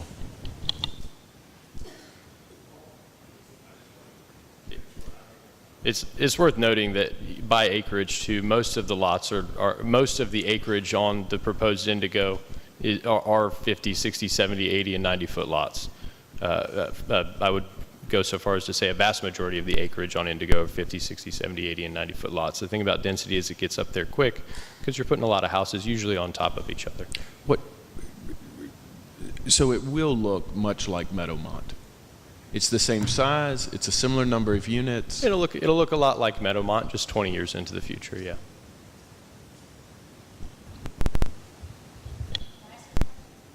And with a whole different character. Meadowmont is based around the character, excuse me, I'm sorry, I didn't mean to interrupt you, Shirley. I couldn't tell you off the top of my head, no. In the back, Mr. McClellan. Sure. Question, or please come up. Thank you for the second round. Only because I was specifically addressed, I'd like to first accept the apology, and we can have a beer, and we both live in Southport, and we're on the same team. That's what I wanted to reiterate. The other thing I want to say is the development, we all realize, somewhat to your point, none of us will be here to see the very end state when this property is developed. I concede, most every resident I've talked to, all of our friends in the downtown, yeah, we're going to be all right downtown, but we're not millionaires, trust me. It's expensive to work on them old houses. So if you were a millionaire, you won't be for long. My point is that there is a chance right now in Southport to do something unique. There are several factors, and my point about the demographics was, you realize this, you're in the real estate business. I come from commercial development as well. I understand the clock's ticking on interest rates, on inflation. You're probably readjusting your financial model weekly. And I also understand how land planning works in architecture and engineering. The factors that you did get a good a good developer, a designer costs a lot of money. If you want to do something unique, there's an expense there. We have to do something as a community immediately, because the time is now, because the development will happen. It's inevitable. Even if it stays R20, I'll be willing to bet you a big juicy steak at Mr. P's that 10 years from now, after that decision is made, it won't stay R20. It'll come back up when you're not seated and we're either gone, retired, or left this earth. My point is that the growth is inevitable. How we manage it, it's not what. It's not R20 or the PUD. It's not 752 or 1,500. It's how. The how is the hard part. The how needs to get done, and as a designer and builder of commercial buildings, you can fix it while it's on paper. It's going to be cheaper if we fix it now while it's in the agreement and while it's on paper. I applaud the non-adversarial side of this discussion, the collaborative side. Collaboration is, what is it? Trying to get two unwilling participants to come together and agree on something. It should not be adversarial, and the residents of Southport, I think, mostly understand that the Board of Aldermen is trying to keep it from becoming a litigious, adversarial thing. They have a right to develop their property, and you can easily tell from all of the meetings over these many months that they're going to develop something. They're not just going to sell a land, put it for sale sign, and walk away. That's no way to recoup the investment. So how we do it, or how you do it, how you agree to it, is what I'm stressing in my comments. How is the hard part, and there's a little bit more to go. There's compromises here. Look, I have 150-year-old trees in my yard. I can't go plant a tree that I'll ever see grow more than 3 feet. You know, a live oak's only going to grow 3 feet before I die, right? So that's just the nature of it. We're not going to replace the old growth trees. The point here is the infrastructure can be paid for. I believe that there's a plan. I believe that the revenue from the development can be harnessed for the city's benefit. We need to take their collaboration into consideration, but we need to stand firm on how it's done so that it looks like Southport when it's built. I don't want it to look like Meadowmont. I don't want it to look like Cary. We had somebody buy the marina. That didn't work out so well, did it? All right, they weren't in the marina business. They didn't factor on storms, and now maybe we've got better. These are expensive, long-term decisions that go into place. But how we do it, how we work together to do it, the citizenry, the elected officials, the people most affected, the directly affected. I don't care if you build what you build over there, really. I don't, because I live downtown. I may drive over there if you got a real good restaurant. Whatever boat slips you put in there, they're going to be sold. They're probably already sold. If you've got a boat, you understand that, right? Everything that you're going to build that's of value is going to get bought up if the market stays the way it is. The clock that we're working against is the market may not stay that way, and the city may suffer because we still have sewers to build. We still have more roads to build. My only problem with your whole land plan is there ain't but 2 ways across those canals. So you can build all the roads you want to inside that landmass, and we can continue to talk about things in the aggregate, but specifically there's still only 2 roads. And 2 stoplights is not going to fix it. I'm sorry, you could give me a box, you could give me a stack of papers this big that justifies it. I can walk out there and tell you 2 stoplights is not going to fix the traffic problem. And it's not your problem. You're not creating all the people that want to come to Southport. You're giving, I hear you, and as a citizen, I appreciate and I will call you because I want more details. My point is, to the alderman, we have to take this into consideration and not just get into an either or a denial. We've got to move it to what does that plan look like and hammer on it until it works for everybody so that when 20 years from now, we've got a Bald Head Island type thing. We've got a special Southport development. When everybody looks back on it, they go, yeah, they were going to build anyway, and all this other stuff out here looks like whatever. But that little spot that they added on to Southport looks like it was always meant to be there. And if we really achieve that, now, then we've done something. And that's my final comment.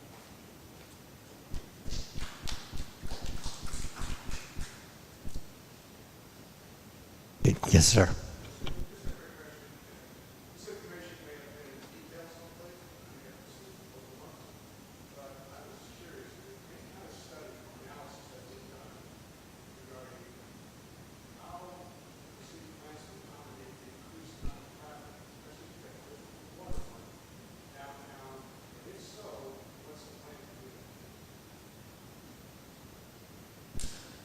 So the plan to accommodate an increased amount of traffic in Southport, it is called Patience and Prayer, and it really is because we won't be widening House Street, for example, and we want to keep our neighborhoods in their quaint form. You're not going to widen those roads either. So we are a destination city, and the 211 is going to bring more people in. People want to be here. People want to come and see this beautiful view. And there's no way to stop that. So plan in terms of lights, stoplights, and to prevent speeding, speed calming devices. We'll keep our roads upgraded and that type of thing. But you can't put up a gate. We can't do things like that. But we will... we will try, with the engineering capability consulting that we will need to help get traffic in and out. I mean, we have July 4th Festival, people get in and out. I mean, so we're a hospitable town. We want people to come and visit and enjoy and that type of thing.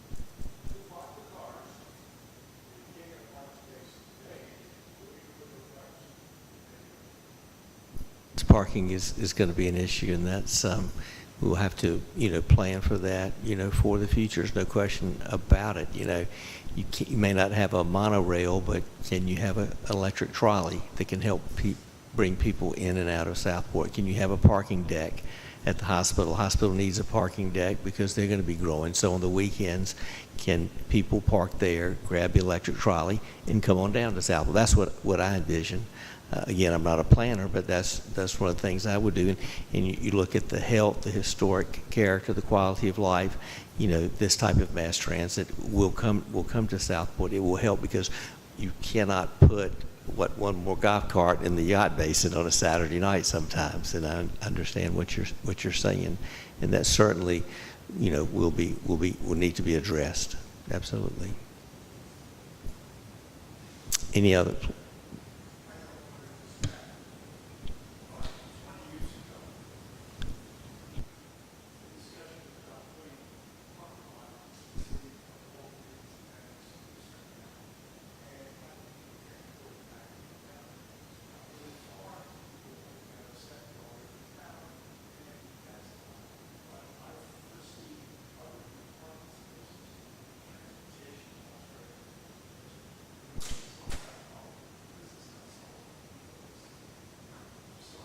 Yes, sir. Not solvable roads. Thank you.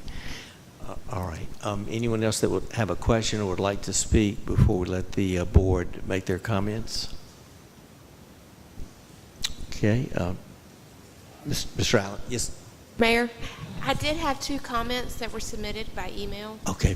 Please read them. Yes.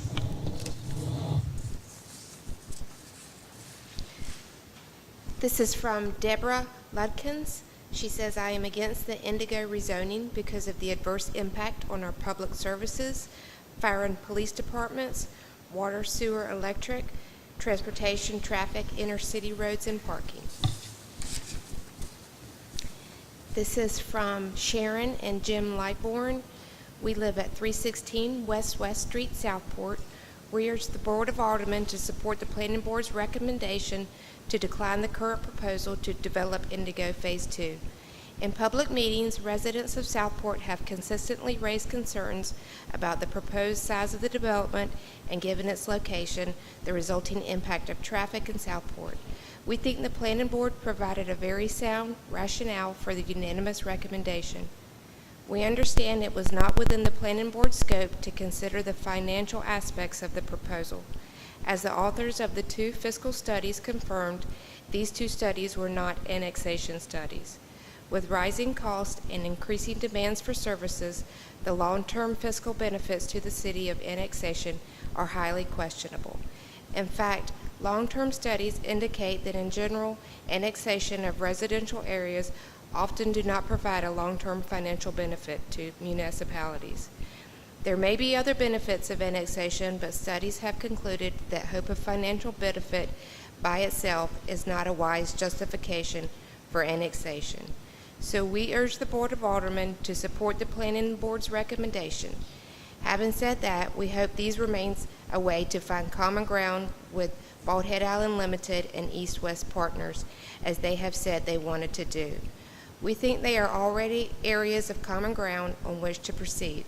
The main issue, we think, seems to be the proposed size of the development and the impact of the resulting traffic.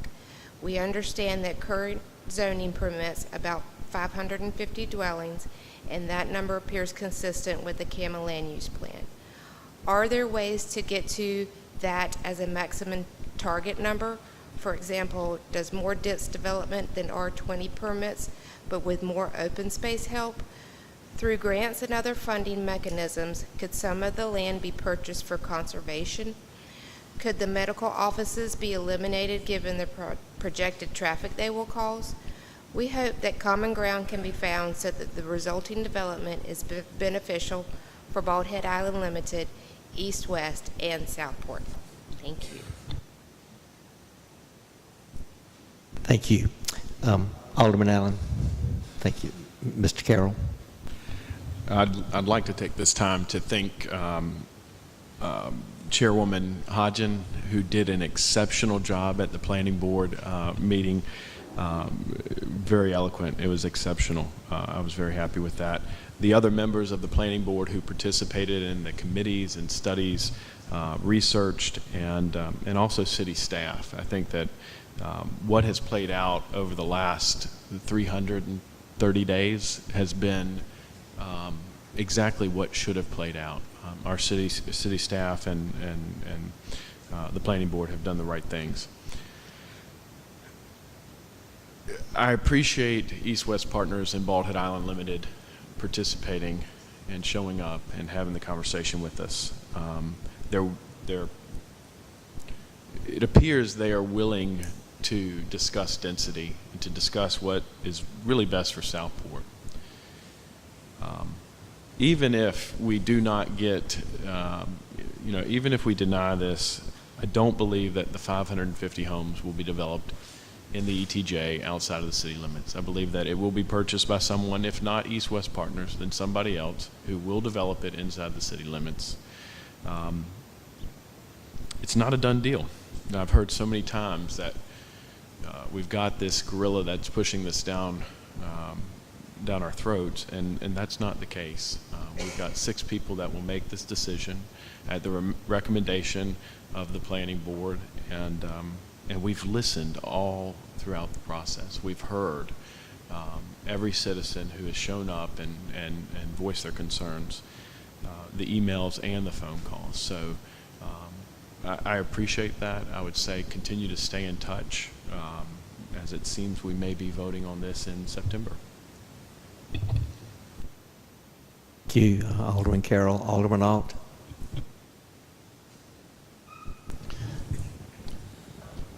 I'll go quick. So it is density, and it is PUDs.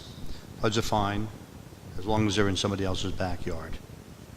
Depends on what you want it. I want a PUD, but I want it over there. I want a PUD, but I want it over there. So we'll have to have a discussion about PUDs and whose backyard they're going to be in and how many square feet. Because if you put commercial inside a residential area, people have to drive there to get to those that commercial, which just adds to the traffic flow on all the streets to get there. So the PUD concept or the PUD issue, either in part of the property or in all of the property, is yet to be decided, and that's one of the big hurdles that we got to get over. The traffic impact studies that were done, I believe, met NCDOT rules and regulations. The other sentence that needs to follow after that is there were not enough studies done to look at the entire bottlenecked areas. There has been one conversation about the fact that one of the 2 exits for here enters onto Indigo Plantation Road, which then means the people coming will go past the elementary school at the 2 times a day when it's already backed up for one of the traffic lanes going into it. That's just not, nobody's looked at that. Nobody's looked at if we put a restaurant down at the end of the Indigo Plantation Road, plus the entrance and exit that goes onto Indigo Plantation Road, plus 200 to 220 residential units in that area. That road just can't survive with that much traffic, and that traffic study was never done. So the sentence has to be complete. The ones that were done, NCDOT talked to us about that. At least they talked to me about that because I sat across the table from the regional director. And he made it very specific that the recommendations that were put in there were based on what NCDOT is allowed to do when a development is put in, which is they can only use the right-of-way that currently exists. So if you look at Robert Rourke with the 1 left turn and 1 right turn lane added, that's because they can't use eminent domain to fix the intersection the way it should be fixed to accommodate all the traffic that's there or going to be there, because they can't do that. If they're doing it for the general good, like 211, then they use eminent domain, and they use eminent domain from here to all the way up. They can do that, but they can't do it just because you're putting a development in. That's the statement that the guy gave me, and I made him repeat it to me to make sure that this thick head actually absorbed it. Imaginative funding was talked about here. Once again, we just had a meeting yesterday in which imaginative funding was done by the staff here. So the city, this board, the city staff, they are looking for imaginative funding. So this board sets the goal that we need to do something about X, and then the staff is there to implement X. And they just yesterday got us $10 million to work on the sewer system. So that is all good stuff. So we're moving, this group of people here are moving in the right direction to do that kind of things. So, and lastly, the reason why we're all here and that this wasn't passed overnight is because of the citizens. When you have this room packed and you have those doors open, you have people standing outside for 2 hours, standing for 2 hours to speak about this project. This was what small town, good democracy America is all about, and I applaud all the citizens that came. Whether you agreed with me or didn't agree with me, I still support all of the citizens that came out here, and it's one of the many things that we love about Southport. Thank you. Thank you, Alderman Davis. Thank you. To answer several questions about how you can find out more, the city website, it's City of Southport .com, actually. When you go there, if you look at the horizontal bar across the top, go to City Hall and Mayor and Alderman, and there's meeting minutes, and that includes the planning board meeting. Was it just last week? Where the planning board went through all of its the 4 committees that's really dug deep into this project and presented their findings and recommendations, and then the board's overall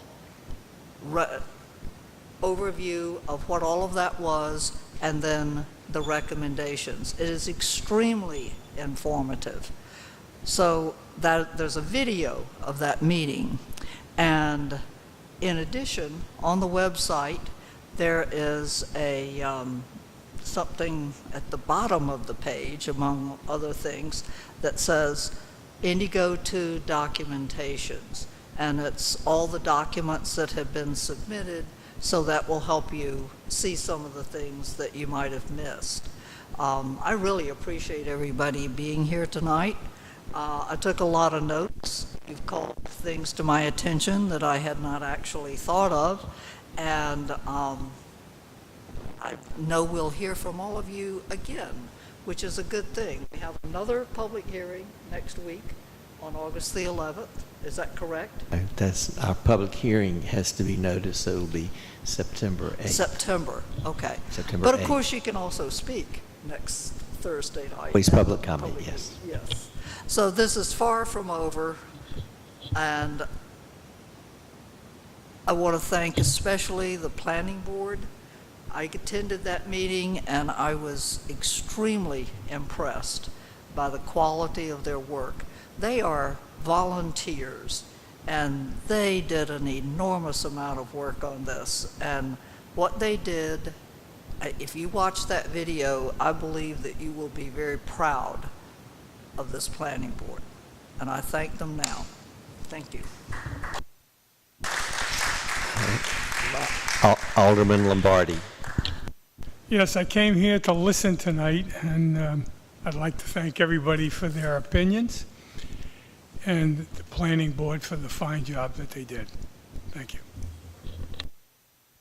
Mayor Pro Tem. I'm sort of echoing a lot. There's not a lot of new stuff to say, except to say thank you all for your continued support and caring of the city. and I appreciate Limited and East West Partners coming, and I think that helped have some conversation as well. I will say that the UDO, the changes that were made in this version of the UDO, while it is an imperfect document, it has helped facilitate this process. We did not have this process this way before. And we had, usually things come out of pain. And so we had a development situation that we realized that we needed some changes. So that's where we are today. The Planning Board has obviously done an amazing yeoman's job of getting us to this part. And we appreciate all the citizen input on the website. Emails, I print out all my emails that I get from everybody. I try to call you. If I hadn't called you, call me. And so we continue to be a work in progress. Thank you. This has been an excellent town hall meeting. I appreciate the input from all our citizens, whether here, those who are watching at home. Please continue to contact your alderman. Please contact East West Ballhead Island Limited. They have their numbers if you have questions and that type of thing. I want to thank city staff for being here. Thank the planning board for their wonderful presentation. It was excellent, and I enjoyed reading it and looking at it. And make sure you look at what's online. There's a lot of information there. And I close with the heartfelt remarks of Chad Paul III, legacy, his father, the legacy of the Mitchells, regardless if you want this development or not. When he talked about his father, I thought about my father tonight, so thank you for that. And to support a legacy, and I truly believe that is what they're trying to do, whether you want it for it or against it. I'm open-minded. In terms of Meadowmont, when I was in grad school, that was farmland, so there were not a lot of trees there. So I think that's why that was that way, as I recall, 40-some years ago. So again, thank you all for being here. We, if necessary, we will have another town hall meeting, if that will help. As we've said, the process, August 11th, we'll meet with the development attorney, and then we'll have our, 9th, and then on the 11th, we'll have our Board of Aldermen meeting, again, another time for the citizens to speak, and then the public hearing on September 8th.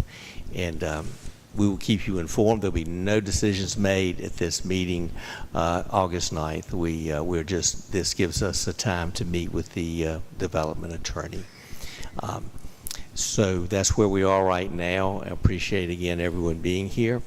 And please have a good rest of the evening. And remember, we are blessed in Southport. Regardless, we're blessed every day. And let's be respectful to each other. And if anyone felt offended, I apologize to them. And we move forward. We move forward in a rational and thoughtful and caring and intellectual manner. Town hall adjourned.